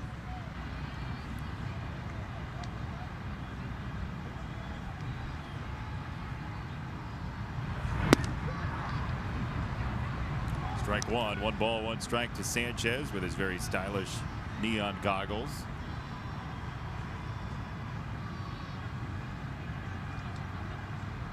Come a long way since Chris Sabo, haven't we? Spuds McKenzie. Well, there was a battler right there. Sabo, he was a tough guy. He played hard. University of Michigan alum. Here they've got a pretty good baseball team this year. Very good, yeah. 2-1. Yes. Line to right. Yolmer comes through again, and the Sox are back on the board. Sanchez an RBI single. How good of a hitter is he? He's getting there. I'll tell you what, you know, he's one of those guys that the more you watch him play, the more you like him. That was a changeup and not a bad pitch. See how he kept his hands back nicely. Very little stride. He was just trying to do his job and hit the ball up the middle, and he got rewarded for that by hitting a line drive. Get himself a base hit and an RBI. Now, Timmy's been struggling tonight. Anderson, Odorizzi has had his number with 2 strikeouts.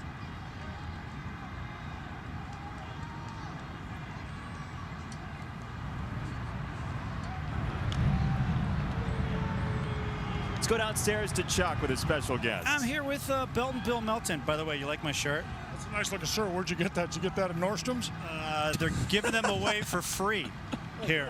Yeah. I should have grabbed about 10 of those. They look pretty good. Who's the dude on the front? I don't. They say it's you. You know, I looked at these shirts about 2 weeks ago, and I said, you know what? Forget the picture. Yeah. The important thing is the color, the red and the blue. It was a very popular color then, and it's even more so now. That uniform is still very popular on the internet if you're going to buy a White Sox jersey, one of the most popular. I've seen, by the way, I've seen a couple, or actually a few White Sox fans who are here at the park wearing your authentic jersey from the early 1970s. And you know, I know we're watching Tim Anderson here at this at bat, but one thing I wanted to bring up is something that you said to me yesterday. And if you're over the age, if you're under the age of 45, you may not know this, but Bill was, and I'm just going to say this to you, but you were the first home run hitter, legitimate home run hitter the White Sox fans had when you came up. And I didn't know this until you told me this yesterday. Yeah, they didn't. As a matter of fact, you know, I was the first guy to ever hit 30 for the White Sox. And, you know, I'm on a list that's about 10 guys that are all Hall of Famers. But that's just where the White Sox were. They're always known for their pitching and base stealing and bunting. And, you know, Nellie Fox striking out 11 times, being up 600 times. And all of a sudden, you know, here I show up. My first year I hit 23. The most I hit in the minor leagues was 6. But then I hit 23. And then next year I hit 33. And I can't answer anything except for, you know, I started thinking with the pitcher. And I think in the minor leagues it's tough to hit because they throw everywhere. Up here, at least you can think with the pitcher. And for a while, it looked like I thought most of them. Okay, well, we really thought about you, and what you really like is carrot cake. Oh, my. Look at this. Carrot cake. I don't want to drop this, but this is from us to you. All the thoughts together. This is great. I've had from T-shirts to carrot cake. This is good. I do like carrot cake. Yeah. but we're not going to eat it, are we? No, you know what we're going to do? Probably share with these guys. Roger Boss's crew. Yeah. They work in the rain. They work in the cold. They've been freezing out here. We got about 10 or 12 of them lined up. You know what I think I'd like to do? I'd like to let them have this carrot cake for their hard work. Oh, look at this guy. Keep Roger away. We want to keep Roger Boston away from this. The big shot's probably sitting in his office with his feet up. His crew is down here freezing, waiting for rain. That's exactly what's going on, unless Roger just went home. Oh, I forgot he does have a long way to drive right now. Yeah, Roger's home. The guys are going to sit here and work the rain, put the tarp on. So I think I want to give them a little carrot cake. They deserve it. Okay, that's good stuff. Jason, Steve, back up to you. Steve, Wimpy, my bad. You know what? That carrot cake looks really good. Oh, and yeah. how generous of Bill. Oh, is there no end to his generosity? Yes. Bill Melton. Yes, there is an end. 1-2 to Tim. Oh. That strike free throw to second is right there, and Yomer has nowhere to go. So that will do it for the Sox, who are rallying in this game. And Bill Melton could spark a rally as well. 33 home runs in 1971, his All-Star season, back-to-back years with 33. And the winning smile of Bill.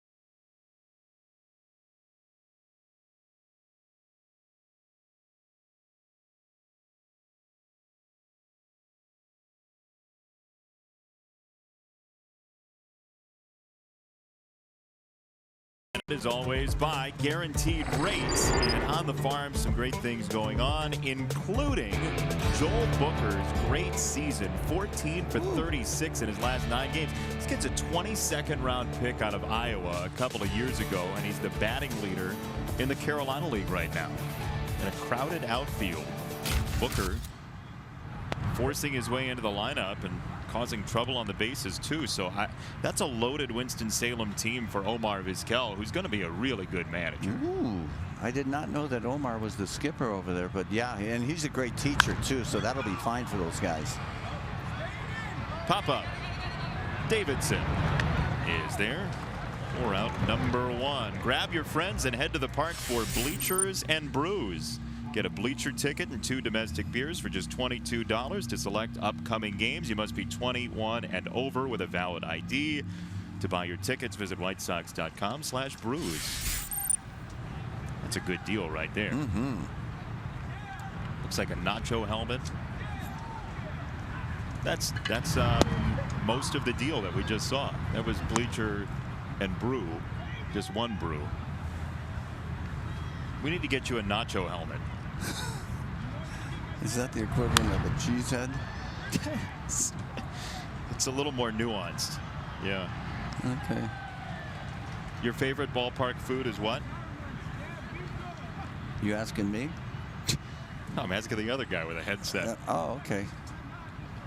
That's Joe Gruber. I don't have anything. I eat everything. That doesn't eat me first.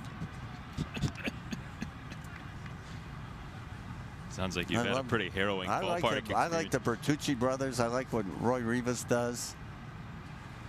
I will be visiting those guys. To left field. And Nicky for out number 2. Let's take a look at our high-speed action powered by Xfinity. And it's the guy coming up next, Logan Morrison. A double and a home run so far tonight. This one wrapped around the right field foul pole, and the race was on. Logan Morrison having a season's worth in this game. He had one of the worst starts to a season of anybody in baseball. He was hitting below 100 for a while. He had that good year with Tampa Bay last year. That first half he had was just tremendous. Yeah.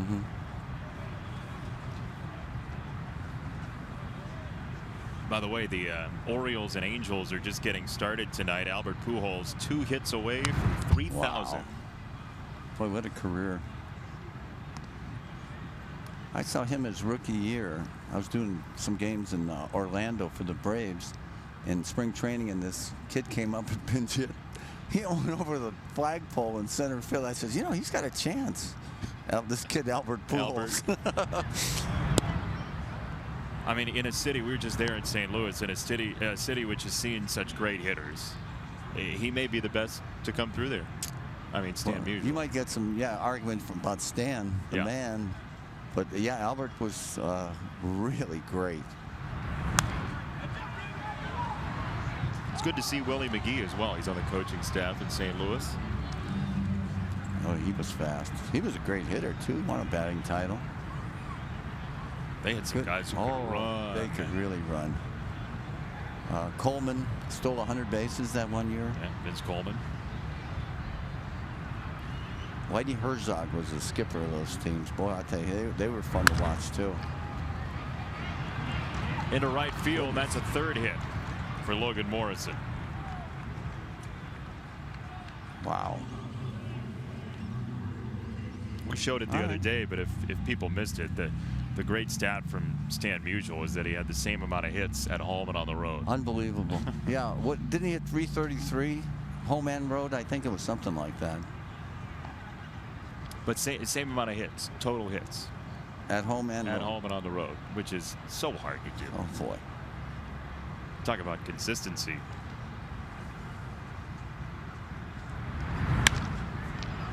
Get it. Gregorio Petit to right field. Trace Thompson. And that will do it for the Twins here in the 6th. 5-4 Minnesota after 5½.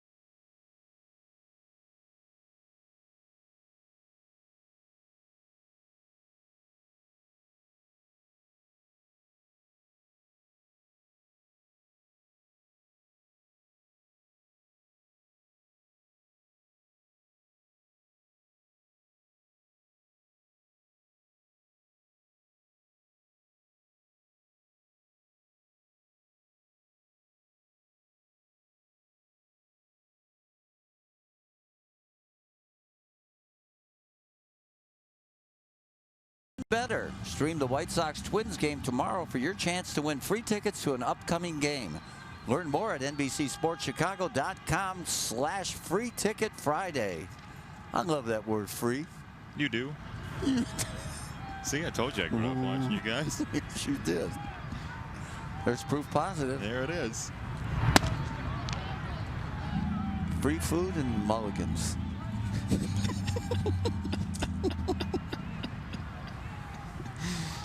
1-0 on Abreu.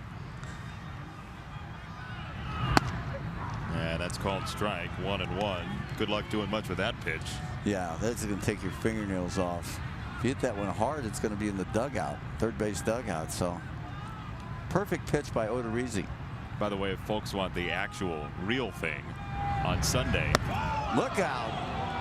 Whew, excuse me. You and Hawk will be together, but yeah, that was an interlude that Jose would rather not have tell you, happen. every time I see a high inside pitch, I duck and I scream. Wow, look at that one. That was a tracer right there. All right, who was the guy that you stood in against that you were like, I really don't know where this thing's going? Oh, man. Probably Goose Gossage. That scared me the worst. But Nolan, you know, J.R. Richards probably. Is that right? Yeah, he was scary. Didn't know where it was going? No, well, early in his career. Later on, he became a great pitcher. He didn't mind going in there and getting your O for striking out. Because you know he wasn't going to kill you. There you go. Good AB. Second walk for the Sox. It's a leadoff walk in the 6th. You were talking about Nolan Ryan before we hit Nolan air. Ryan, yeah, he was scary. Don't bunt on Nolan Ryan because he's going to drill you, break your ribs. And if you stole on him, he was the easiest guy in the world to steal on. But if you did, he was going to try and get you next time you were dead. So nobody ever stole on him. It's a good way to control the running game. Oh, yeah, that's intimidation. He intimidated everyone.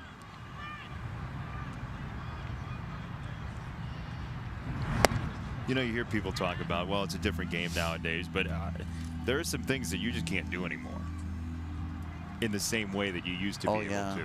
Yeah. Like the takeout slide at second base. Oh, no. Yeah. Oh, my goodness. I remember Kirk Gibson and Hal McRae and Don Baylor. I mean, they'd get those. The second baseman would be out in left field someplace. And nobody did anything about that. Now it's a completely different game. Garvin Alston, the pitching coach for the Twins, out there, and Taylor Rogers getting loose. So the Sox have ramped the pitch count up to 95 for Jake Odorizzi right now. Yeah. And suddenly a game that was 5-1 Minnesota after 3.5 shows the Sox with the momentum. Former Brewer, Royal, Ray, Jake Odorizzi, and Nicky takes a strike. Every time that guy goes out there, they always throw a strike the first pitch. That's when you got to lean on him. Pitching coaches hate it when the batter swings at that pitch, and it looks like they're the one that's at fault. Yeah. It's usually a strike. Usually pretty good pitch to hit, and that one was. Look out. Just heard a conversation on a baseball podcast, Effectively Wild, earlier today about batters not getting out of the way of balls coming inside, because in the rule book it does say that if you don't make an affirmative act, the umpire can decide not to give you the base. That's true, yeah. You don't see it all that often. In the dirt, 3 balls and a strike. So Abreu the walk, and now 3-1 on Nicky.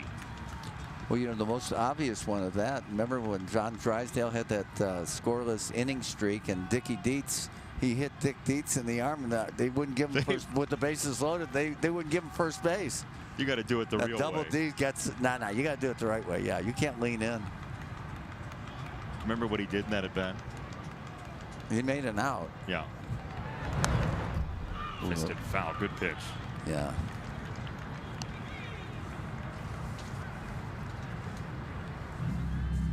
Three and 2 on Delmonico. Abreu at first, Davidson on deck. Sox down a run, and pitch number 100 forthcoming from Odorizzi.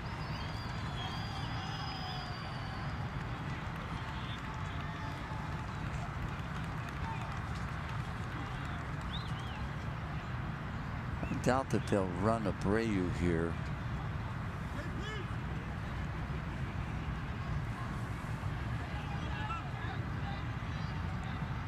High fastball, you think? That's what I'd guess. You got to cover that outside corner, too. That's where he's setting up. Abreu holds. Delmonico in the air. Third base side. Escobar. One down. Enjoy White Sox baseball from the comforts of the Guaranteed Rate Club while providing your guests with the ultimate all-inclusive White Sox experience. This private club is the best way to entertain your most important clients, employees, friends, or family. And they're available for season ticket packages or individual games. For more information, 312-674-1000.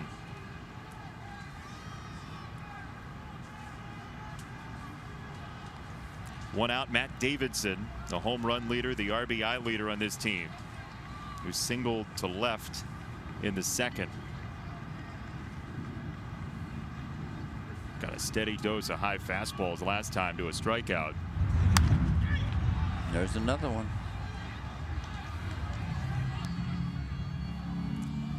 He must have some little giddy up at the end to his pitches, because at 91 and upstairs, it seems like he'd be more hittable up there, but guys just aren't getting to it.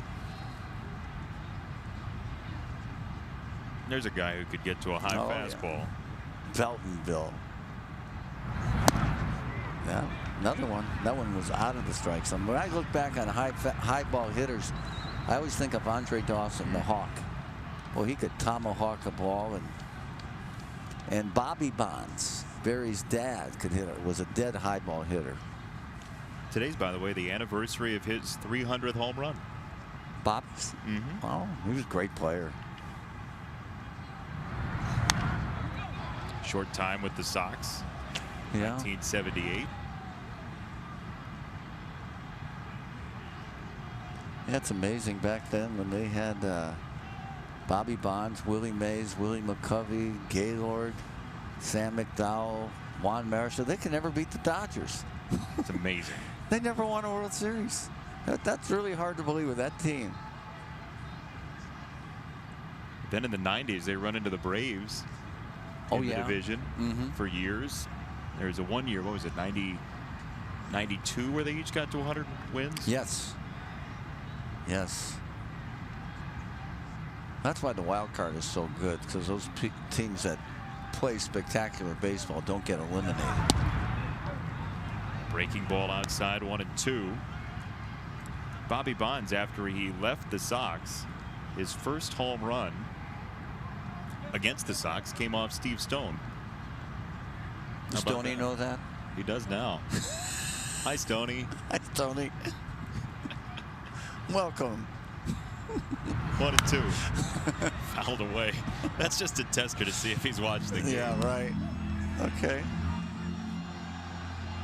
Well, you know who else hit a home run off Stone? While we're talking about Stoney, with his only home run. Yeah. We have the bobblehead to prove it. Dwayne Kuiper. Dwayne Kuiper hit one home run.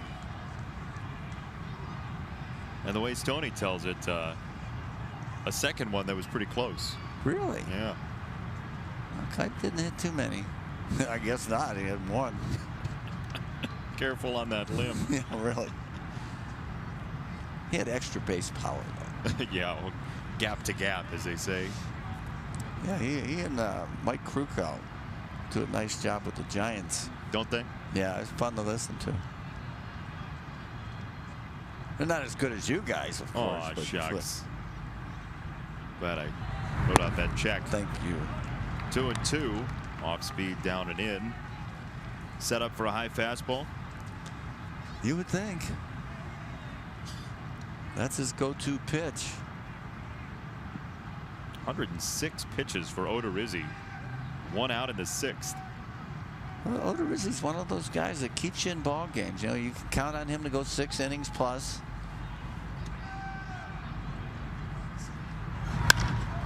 Oh, he got on top of that one. Get to right field. Off the wall. Past Grossman.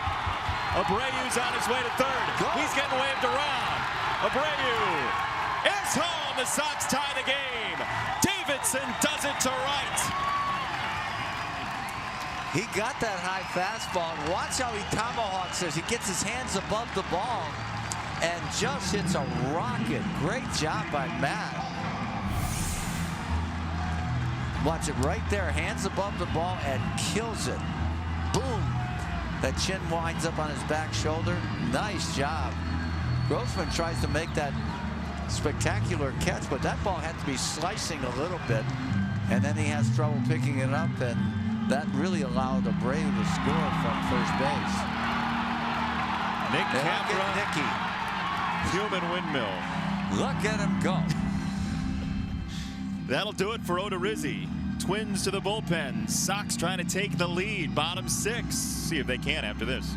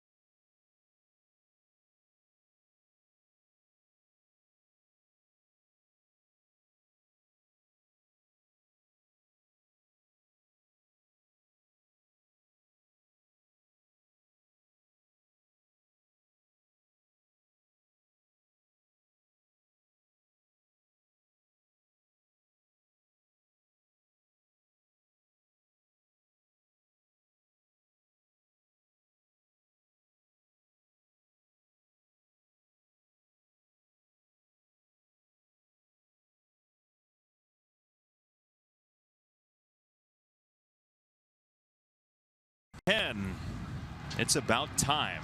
Sox knock out Jake Odorizzi. Taylor Rogers to the mound with an 844. Lefties and righties equal opportunity. A 372 batting average against, and he is in to face the lefty Daniel Palka.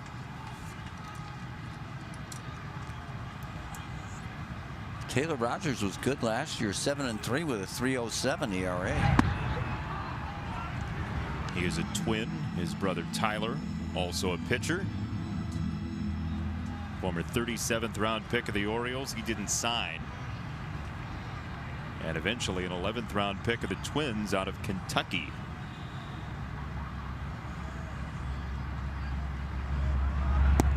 Oh, and 2, Chuck Garfien. Yeah, the Twins organization certainly know a lot about Daniel Palka. He was in their organization, hit 34 home runs, 90 RBIs in 2016 for AA and AAA. Last season, he was on a 10-game hitting streak in May, broke his finger, missed 2.5 months, and sometimes it's a numbers game. The Twins didn't have room for him on their 40-man roster. They designated him for assignment. The White Sox had room on their 40-man. They signed him. Started in AAA, and here he is, and obviously did some damage his last time at bat. And he's got a chance to hurt his former team. Paul Molitor hoping that he doesn't do so, certainly.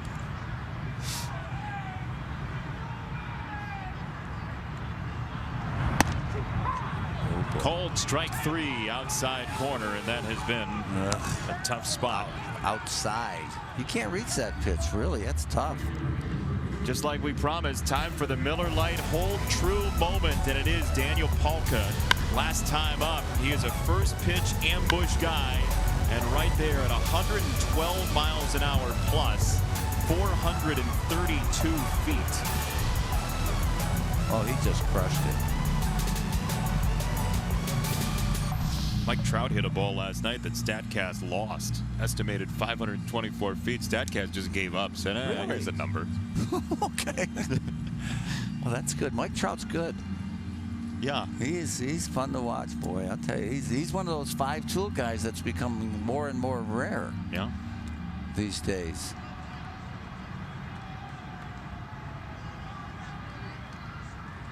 so many guys coming from the south, and then you get a Northeast kid. Just crushes the ball. Can't be beat.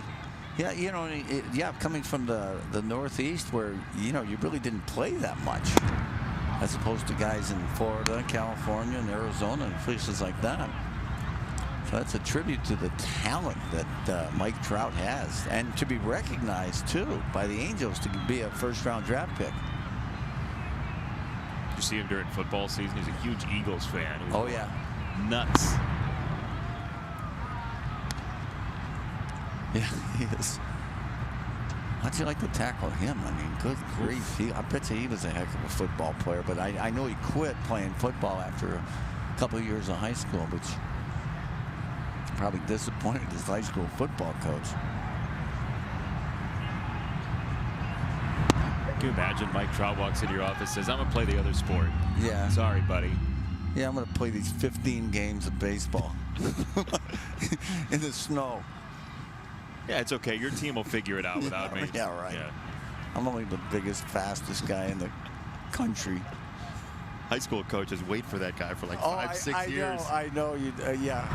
You pray to get something like that. Don't have the dad get a transfer of his job or something.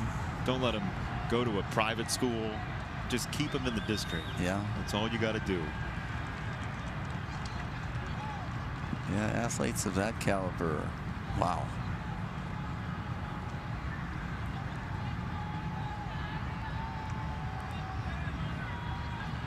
Ball and 2 strikes. Rogers to Thompson.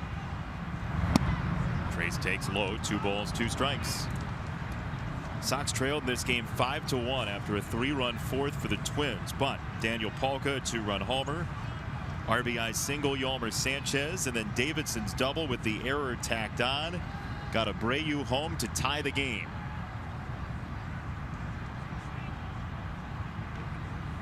Two. Trace with a battling at bat. He just missed that one.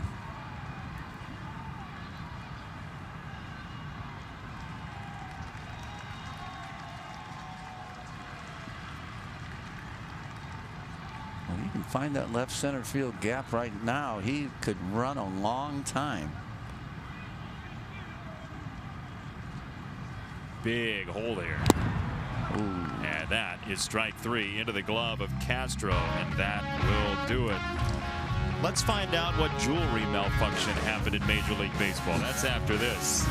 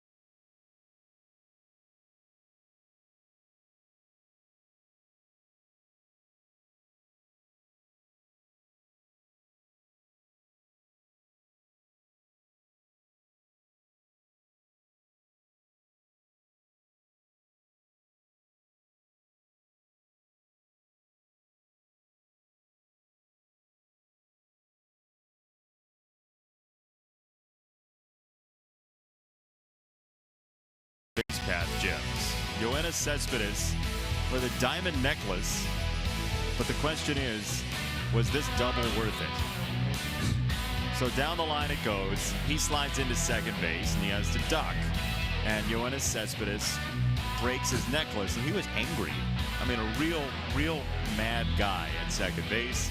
As Drupal Cabrera found some of it. Yeah, look. Man, wish that $1 million jewelry hadn't broken on a slide. Maybe it shouldn't have worn it.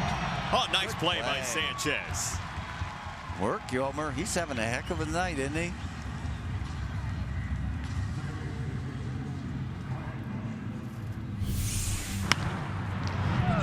Off the bat of the Jason. Whoa, he got up just enough. Jason Castro's the hitter. Robbed of a hit, and then that's a big out too. As the game progresses, you get that first guy out. It really helps the pitcher. Yolmer's got some jewelry that he's rocking there. Why? But why? If you're Cespedes, right? That's nuts. Actual diamonds. What are you doing? You'll never see me with a diamond necklace. That's. Uh-oh. That ball's drilled. Left center field. Will it stay in? Yes. Oh, off the bat, I thought that thing was gone. I did too. Well, it's pretty deep out there, close to 400 feet. And Dozier's got big-time power. And he looks like he made solid contact out in front of home plate. There you see Adam Engel tracks it down right at the warning track. There comes Ricky. For a rough middle of the game for Reynaldo Lopez, he goes 83 pitches, and if that's the last thing he's going to do in this game, it's not a bad start at all. Oh, no. See if he can advocate his way into this final out. 83 pitches. He's gone at least 91 in every start. Uh-oh. Lefty. Well, the pitch to Mauer. You don't want to... Lopez goes without a strikeout, 2 walks. And Sox will go to the bullpen, Luis Avilan.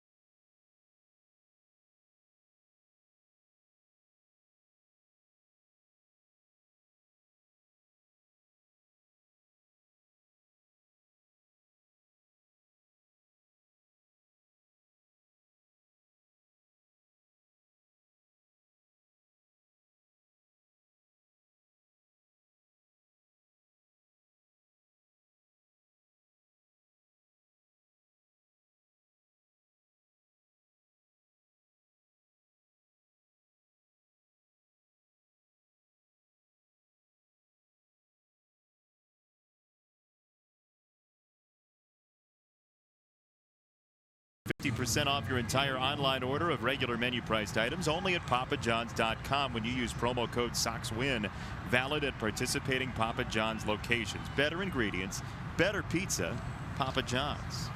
Time now for a Lakeside Bank call to the pen. It's about time. 6 2/3 for Reynaldo Lopez tonight, and it's Luis Avilan called on to face the left-hander Joe Mauer. A 4.15 ERA for Avilan. 10 strikeouts to 5 walks, and a first pitch called ball 1. Well, that certainly changes it to such a strong hitter in Joe Mauer. Well, it's that inside part of the plate. He's not calling that side of the plate.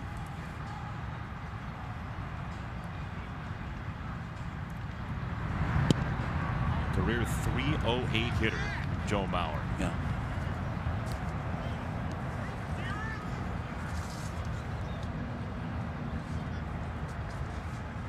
He just missed one his last time up there. Hit it deep to center field. So he's always a danger, especially in this situation with 2 out. He should be going for the pump it for the yard.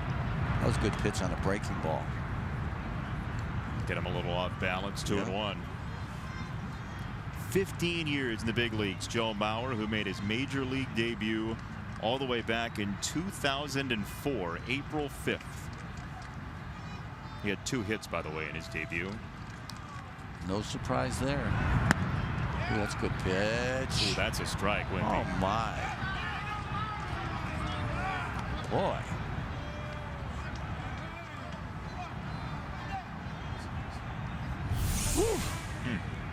That had plenty of the plate. Another slider. Our pitch cast certainly shows that as a strike.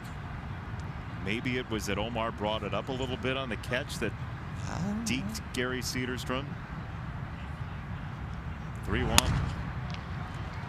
Into left center field. Engel won't get there. Mauer with a base hit with 2 out, and Kepler comes up. Back-to-back lefties in the order, so you can certainly understand why Ricky Renteria decided to go to Avilan. Yeah. Yeah, Kepler looks dangerous up there, too. He's getting some good, he sets up really nice, and he's getting some good swings tonight. Even though he is 0 for 3. He looks like he's dangerous. He's striking out a lot less this season, about half the time than he did last year. Twins still haven't struck out in the game. And that's a strike from Avilan, who just gave up his first base runner in his last 6 batters faced. So there's his strikeout percentage by year. 20, 20, and now 11.5 this year. What would be the major league average? I'm sure Dave Ross can find out for us. The percentage of strikeouts per hitter in the major leagues. Hey, Roger. It's got to be a lot higher than it has been in the past.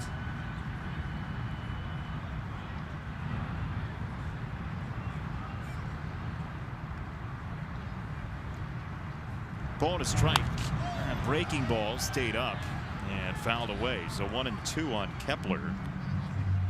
Got away with one there. Don't think it looked like a strike for long enough for him to really do much with it. Right. You know, sometimes you throw such a bad pitch you can't get to it. It's so bad you might jam yourself. The hitter might. 1-2 for Kepler from Avilan. Checked his swing, and he did go around strike 3. Good time for a first strikeout this evening for Sox pitching. Omar leads it off after this in a deadlock.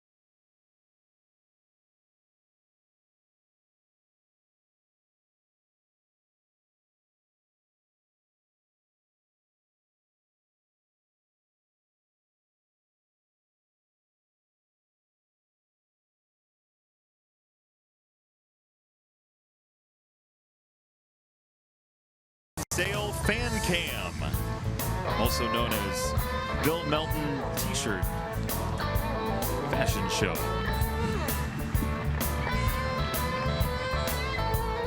Looks good with a hood, looks good without a hood.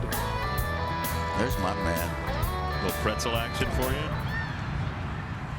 Sox trying to break this tie. The rain's coming down harder, much harder. Good swing there by Omar Narvaez. First pitch fastball. He was going for it.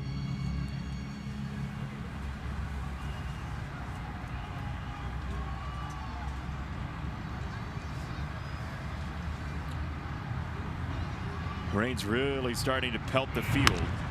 Omar up the middle, and on a short hop, Petit regathers. Yeah, that's a play right there, knowing the speed of the hitter. I think Petit kind of analyzed the situation and didn't rush it and made a good play. It was only a petite mistake. Bon appetit. As we say. One down for Engel. Well, they got a shift on for Adam. I noticed it early on in the game. 3 guys on the left side of the infield. Get out of here. Adam to left. Come on. Rosario back at the warning track and the wall. Rosario makes the play.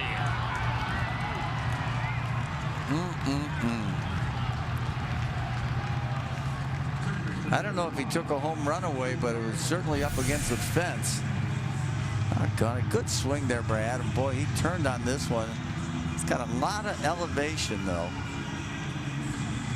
And in the cool air, yeah, I think he took a homer away from him. Mark Salas was trying to will it over the wall. Rogers. You wonder if it wasn't raining if that thing went over the wall. Yeah, maybe so. Yeah. Cold air certainly isn't conducive for ball travel. Tell you what, that first major league team who figures out a way to control the weather, it's a big advantage coming. Oh, yeah.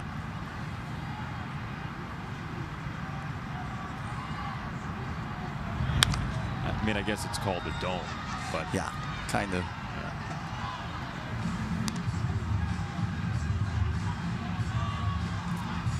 2 strikes on Yolmer. He was driven in 2 of the 5 tonight.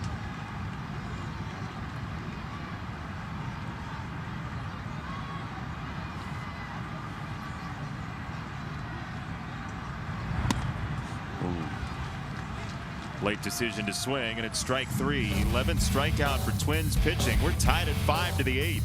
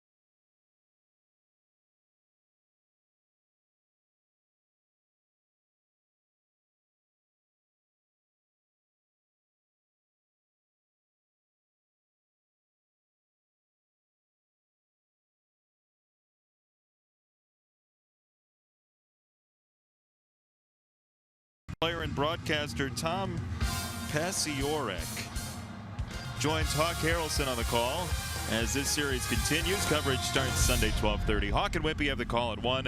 White Sox Twins series presented by Explore Minnesota Tourism. I'm pumped. I'm going to stay home, watch the whole thing, big reunion in Hawks' final season. I know you're glad to be here. Oh, yeah, it's going to be a big thrill to be able to do this, too, with the Hawkaroo.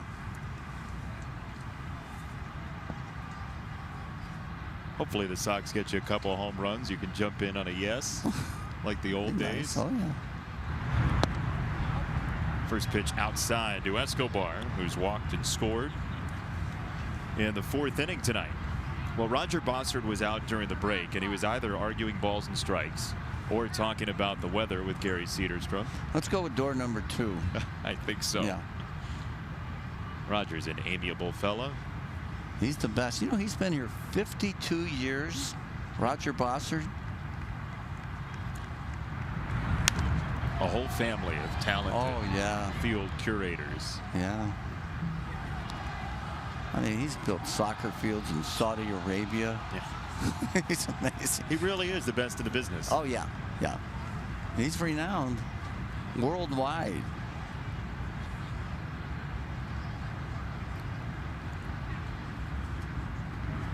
One. Chuck Garfien. Just spoke to Roger Bossard. He said this rain's going to continue for about 15 minutes. Nothing hard, just this soft stuff that's coming down right now. There you go, right from the horse's mouth. There you go. I didn't get the 5-day forecast, though, from Roger. Line to third, and there is out number 1.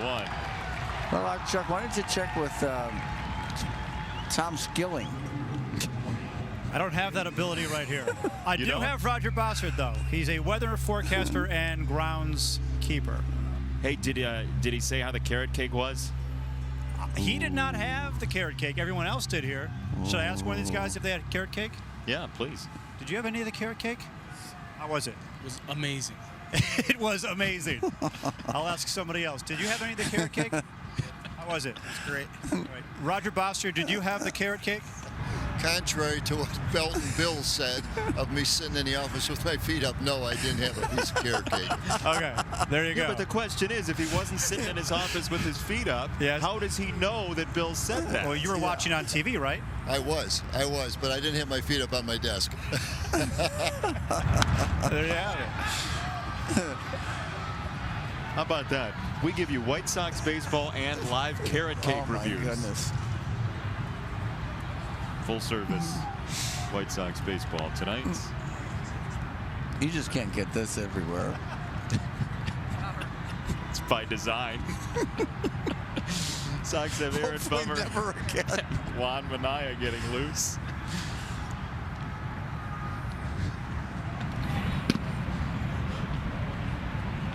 Sox with Bummer and Avilan as the left-handers in the bullpen after Santiago's start the other day.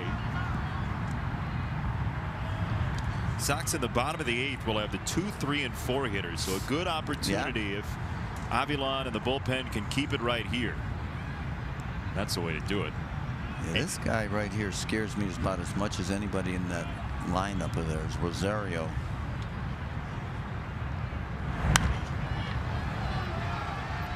Third base side, foul territory, and out of play. Now I understand the poncho, but in case you want to get some extra TV networks, you wear that. There you go.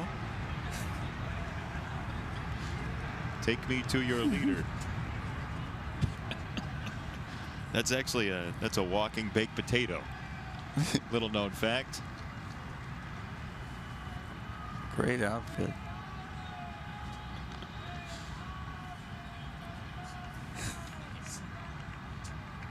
Two and two.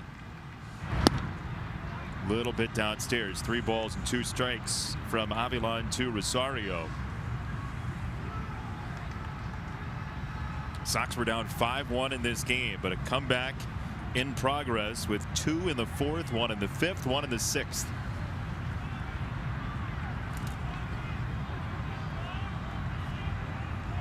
On 3 and 2. Swing and a miss. Strike 3. Little help. Very sharp breaking ball by Avilan, who has pitched for the Dodgers and the Braves prior to coming over to the Sox, but that was a tough hitter right there. He did not recognize that slider, that's for sure. And here comes Ricky.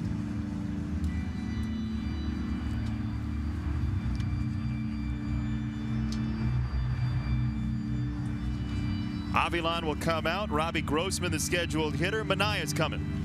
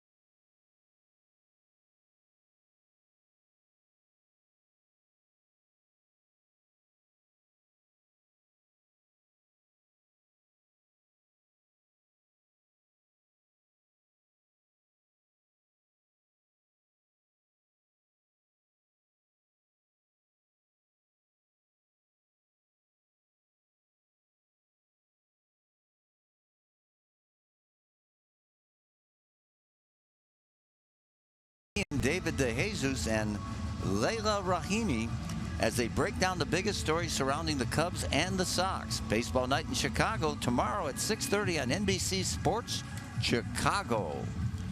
And time now once again for the Lakeside Bank call to the pen. It's about time.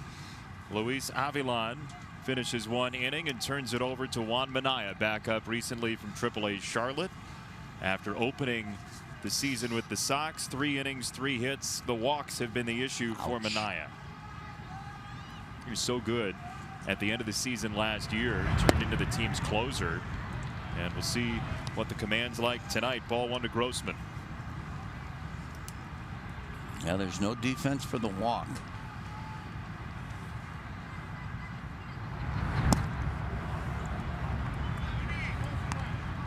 And you know, for managers, when you got a guy coming out of the bullpen, doesn't know where it's going, there's some stress there. Yep.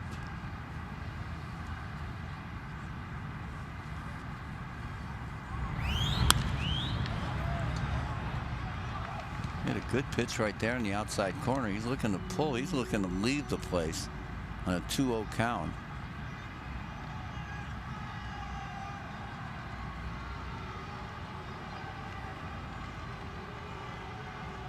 Former 6th-round pick by the Pirates. Robbie Grossman with a foul ball left side, 2-2. Manaya's battled back. 2 pitches almost identical. If you're going to come inside on him, you better go inside off the plate.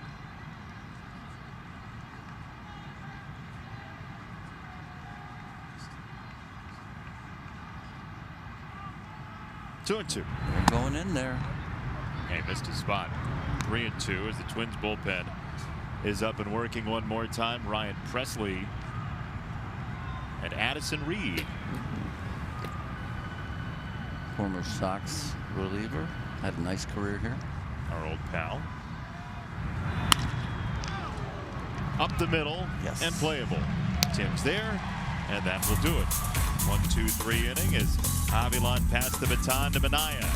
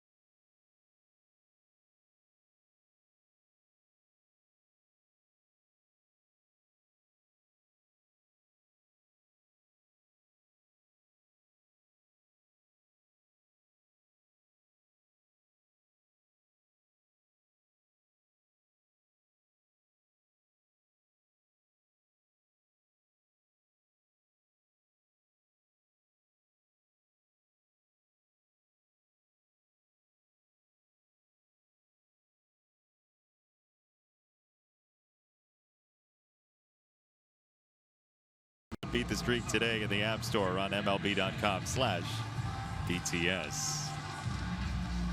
New pitcher for Minnesota. You want the good news or the good news? Both. Okay. Oh, boy. Ryan Presley's given up a run in 3 straight outings. That's the bad news, as he's got a 1.10 ERA. The last 7 times he's pitched, the Twins have lost. That's amazing with those numbers. He's big curveball misses. Yeah, 14 hits and 16 1/3, 4 walks, 21 strikeouts, but gave up a home run last time out. He walked a batter in his previous outing against Toronto, and then gave up a couple of hits against Cincinnati on the 27th of April. That doesn't mean he has bad stuff, though. No, oh no. 95 right on the outside corner at the knees.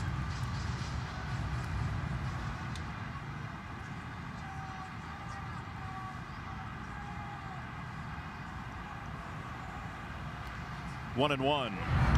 Oh boy. Hey guys, we're obviously in this tie ball game, and one-run games have been a story for this White Sox team. 9 of their 20 losses this season have been by 1 run. James Shields said before the game, we got to find a way. We got to find a way to win these close games. When he was with the Rays and they were going to the playoffs, they won those 1-run games. Part of the development process, the rebuilding process with a young team, is finding ways to win close games. That was clipped. Looked like clipped into the dirt, but they're going to say strike 3, so Tim did miss it, and 1 down here in the 8th. But yeah, that's what James Shields can provide, certainly having pitched in the World Series, being that veteran type leader for the Sox. And what does it take, you think? Well, first of all, you got to really believe you're going to win. You know, you're getting a hot streak. I can remember in 1983 when we had that great run with the Sox. We won 17 straight games at home. And, you know, when you lost the game, you were surprised. So, you know, if you have that attitude, hey, we're winning this thing, and chances are you're going to have a better chance. I think it's a lot mental. But, you know, first you have to learn how to get to that point with this young ball club.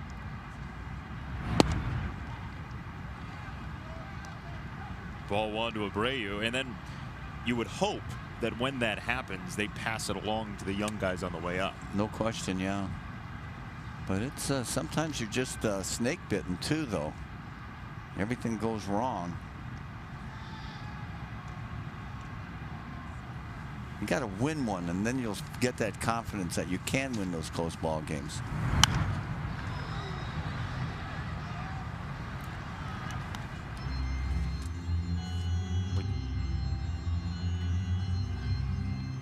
Ball and a strike on Abreu, who's just 4 for his last 30.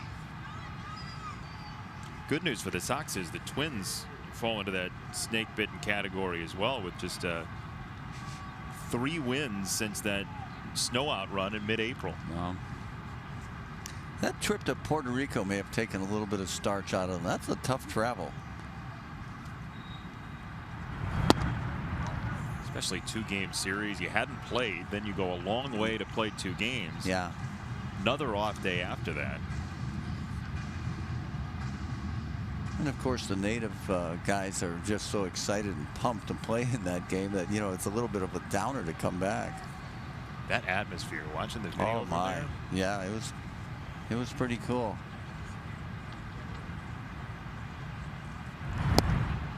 Man, he's got a nasty breaking ball. You guys, Yeah, you were talking about what was going on with Minnesota being in a funk after those 3 snowouts, and we had been talking in the broadcast last week that it really affected the White Sox, and I got it confirmed by the Twins that, you know, when they had those 3 off days in a row in Minnesota, then they flew down to Puerto Rico, played 2 games there, and then came back and had the off day. That put them in this tailspin, similar to what the White Sox went through when they went out to Oakland after that trip to Minnesota. Yeah, it's not easy to find your footing after that, too. Oh, no. No, it's... But that's a guy who did a whale of a job last year, Paul Molitor. Oh, yeah. Terrific job. I'll tell you what, this guy's got some kind of curveball. I mean, nobody's even come close to it, and it's not even close to being a strike either. Biting, digging all the time.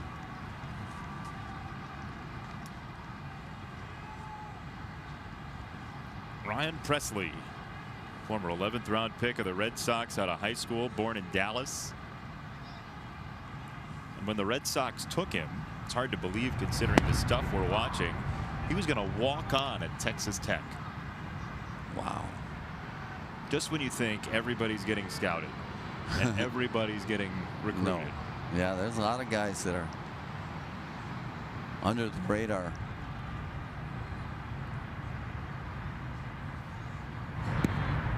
Ooh, That one hit Nicky, and did he pull the bunt back? Yes, so he's hit by the pitch. Sox do have the lead run aboard with 2 out for Davidson. Well, here's a chance for Matt. He's got to be patient because you know he's going to get that hook. And he pulled, yeah, he definitely pulled that bat back, and there was a hard breaking ball biting in and right off his back foot. Oh, Lord, that hurts. Well, you know that Buxton, their great center fielder, you know, he had migraine headaches on the disabled list, and he went down to get back into playing shape, and he broke his toe, you know, getting hit on the foot. Well, that was a swing, though, but this one was, I guess Nicky's okay. You know, rehab appearances aren't meant to actually cause you to have to go to rehab. Right, now you got another DL stint. I'm thinking he might play this series, though, Buxton. Going to test out his running through the series as Davidson takes ball 1. Sox have Avi Garcia on the DL with a hamstring problem. Yoan Moncada out of the lineup. Chuck reported earlier he's available to pinch hit tonight. Fouled a ball off his foot early in the game in St. Louis yesterday, so he is a walking mash unit. There's the hook. There's that hook. And it looks like a hanger, but it really wasn't. It's keep digging. That's why I like the curveball more. You can get away with more hanging curveballs than you can hanging sliders. The slider, it's a dot. What do you mean? The spin isn't really true on the, and it's kind of like a sideways. There he goes. Get down. Nicky is out at second base, so Davidson will lead off the 9th. Sox hope that at that point it's 5-5.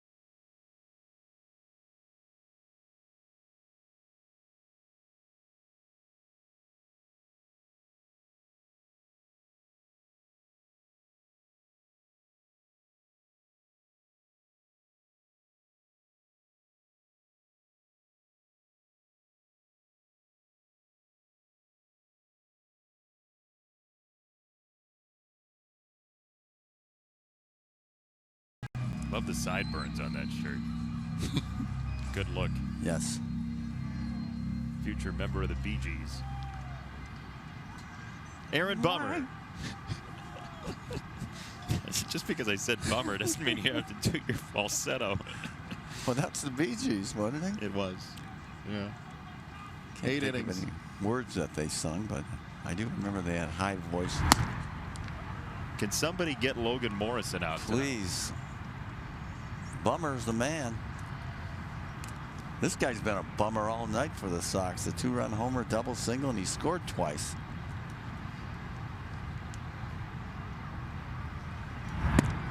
Aaron said recently that was actually in the strike zone, but kind of smashed downward on the catch.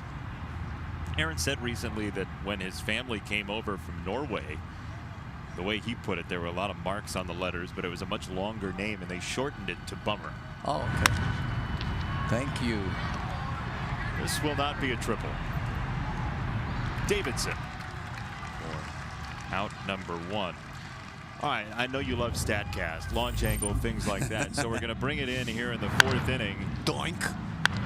Look, exit velocity under the speed limit. It's 152. He didn't get all of that one. Get in the right lane. There you go. I like that one. You're so used to seeing it 127, 562 feet. It's a very aggressive StatCast you're watching. That may be the first duck snort that had ever been recorded. But even though it wasn't hit hard, it still had a green line. Yes, it did. Yeah. This guy's average is down to 500. Tough night Get for him out. Well, great play by Trace Thompson in right field. Kept him from getting another hit. Here's Trace. To the back shoe, 1 and 2 on Petit. Sox in the 9th will have Davidson, Polka, and Thompson. So some home run power coming up. Yeah. If Presley's out there, you got to want to throw lefties at him. Sox on the bench have Wellington Castillo and then 2 switch hitters, Leori Garcia and Yohan Moncada.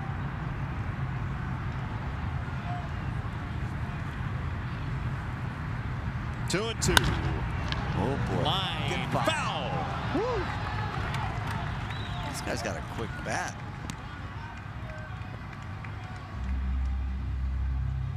Certainly not a guy who you're going to replace the home run power of Miguel Sano with. Right. But he was the one activated with Sano on the DL a couple of days ago, and that ball just got foul. Well, you know, you're taught to guard the line in the 8th and 9th inning, especially in a tie ball game, but Davidson was not. And then you wouldn't think that Petit would be a pull hitter of that sort, where you can get one between the third baseman and the third baseline. Hey, look who's warming up. Who is it? Tom? Fernando. Hey, Rodney, I'll tell you. Which one will show up tonight? I don't know if you have a more favorite player in Major League Baseball. No, he's my favorite.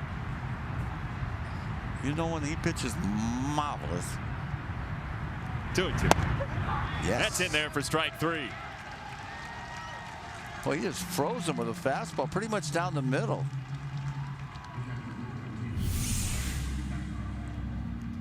Look at this pitch. Lordy. What's he looking for? I don't know. You know, I don't know. I've seen so many guys this year in particular getting called out by fastballs. You know, with 2 strikes, you got to protect. You know, Tony Gwynn always thought that, you know, you protect outside, the outside corner, look fastball away and adjust to anything else.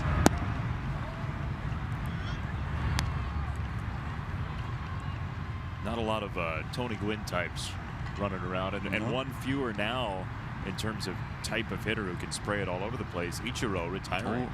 Well, not retiring officially, going into an advisory role in the Mariners front office, leaving the door open for a possible return. And I know people are forlorn, but you don't have to look that sad. Yeah. He's a great hitter, but we're not losing him. He may come Great back. player. Yeah, the Mariners open up in Japan next year. Ooh. So they're going to leave the door open possibly for that.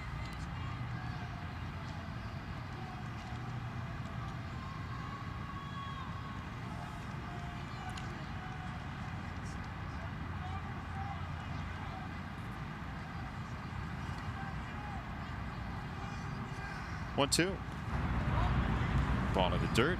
Sox fans, join us as the White Sox take on the Texas Rangers Thursday, May 17th, 7:10 p.m. First 10,000 fans get a free Ricky's Boys Don't Quit t-shirt presented by the Village of Bedford Park. Bring your business home to Bedford Park and win big. Buy your tickets today by visiting whitesox.com or calling 866-SOX-GAME. Love it.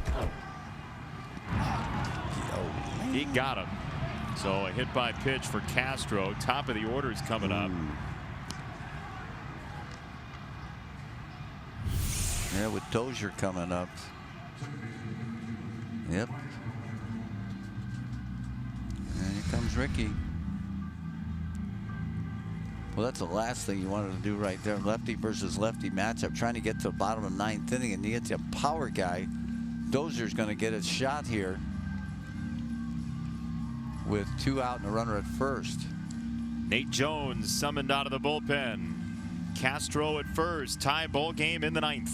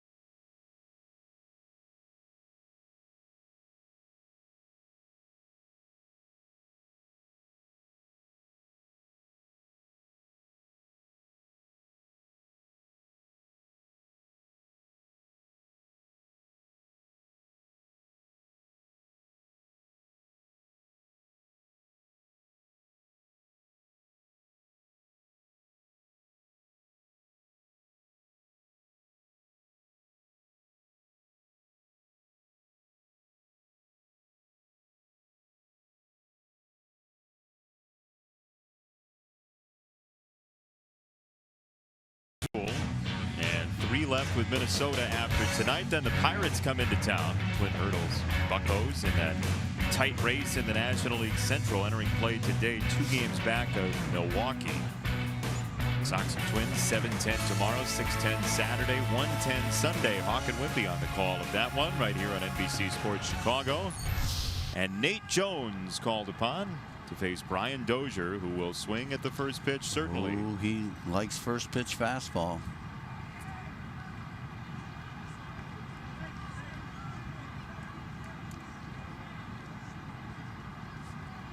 Nate's got that good slider.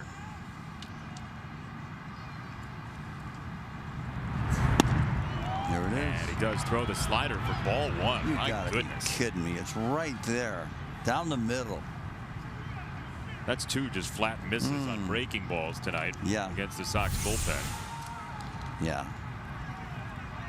My goodness. 1-0.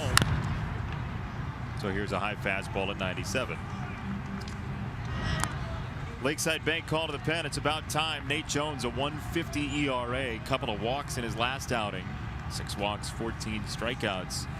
This year for Nate, 12 innings, just 9 hits allowed. Another very nice start to the season for Nate Jones. He's got his game face on. And he gets a ground ball to Tim Anderson. Nate Jones does the trick. Sox need a run. Davidson, Polka, Thompson coming your way after this.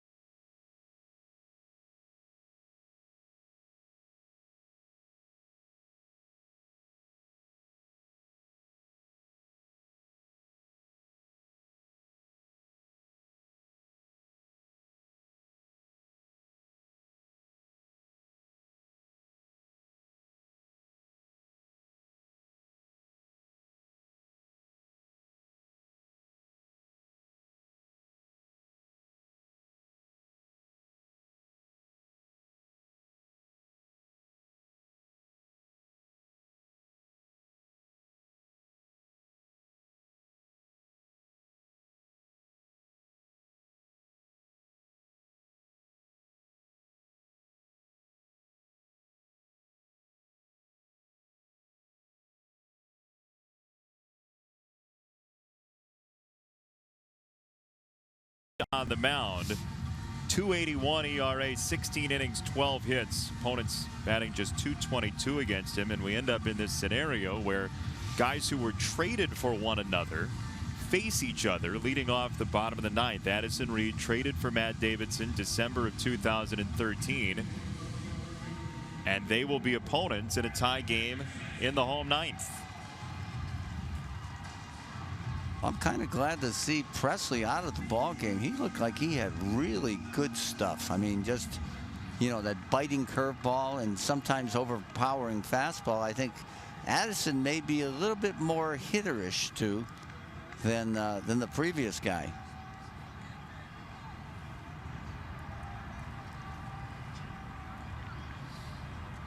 Matt Davidson, 3 homers on opening day. Couple of multi-homer games in that series in Kansas City last weekend. And 71% fastball this year from Addison Reed, who misses with ball 1. 2-pitch pitcher, fastball, slider. Used to have a changeup, has mothballed that this year.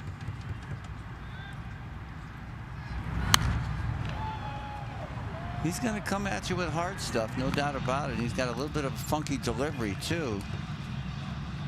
So the deception factor is there as well.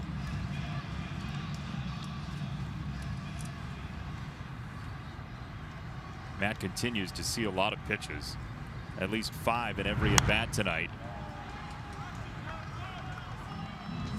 Got away with that one. That was one of them lousy breaking balls that you almost jam yourself at. A little bit better pitch and you might have ended this thing. Got to get the shot if you're sitting in the crowd, just in case. Ooh, that's a strike 3. That is a really nice pitch. Yeah, 93. Funky delivery right on the knees, outside corner.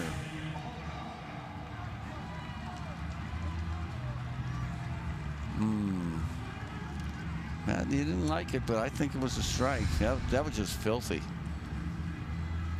Season high for Twins pitching, 14 strikeouts. It's a team effort. Everybody's got one, except for Adam Engel in the 9 spot. Polka. Oh boy, he was trying to end this thing. He was guessing strike and going to swing at it if he threw his shoe up there. Boy, if that's a fastball and it hits the windshield wiper. Ooh,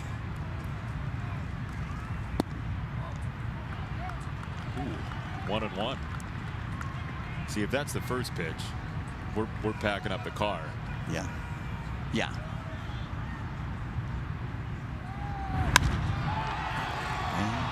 Polka, center field.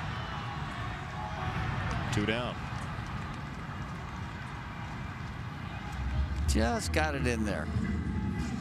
Little cutter in on the hands.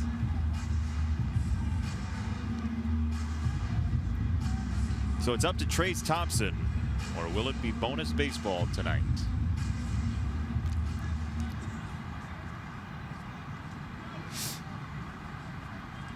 Trace 4 for 35 in his brief stint here. Second go around with the Sox. Addison Reed, ball 1.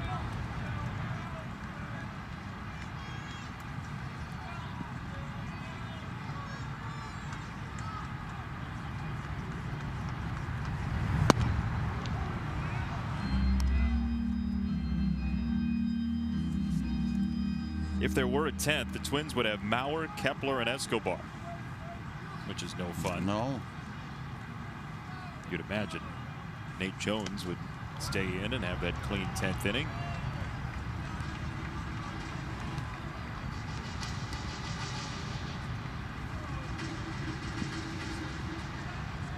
On a day when 6 teams in Major League Baseball hit double figures in runs, all it takes is 1.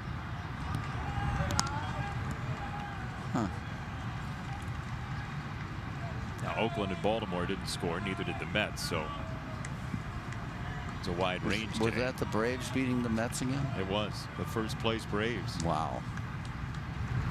Break him up. Oh! That one's hammered. Deep left field. And go on, get out of here. See you later. All it takes is one. And there it is. Wow. He killed it. The left fielders start walking in. Rosario started coming in from left field as soon as that ball was hit. He crushed it. Great job, Trace. And a one-run victory for the Sox. How about that? How about it? Gatorade for everybody. That's great. Those walk-offs are really fun. Well, you just love to see it when it's for the good guys. You get walked off in St. Louis, lose a one-run game the next day, and our Ford home run replay. Even the Bullhawk in neon green couldn't find this one. Trace Thompson with a demolition with 2 out in the 9th. He crushed it. He got a pitch down and in and just dropped the head of the bat on it and creamed it out of here, Joe Grube. A wrecking ball from Trace Thompson. And Wait, I don't think he had the right idea there, did he? Yolmer with his own addition to the shower on the concourse in the outfield. Well, everybody's just delirious.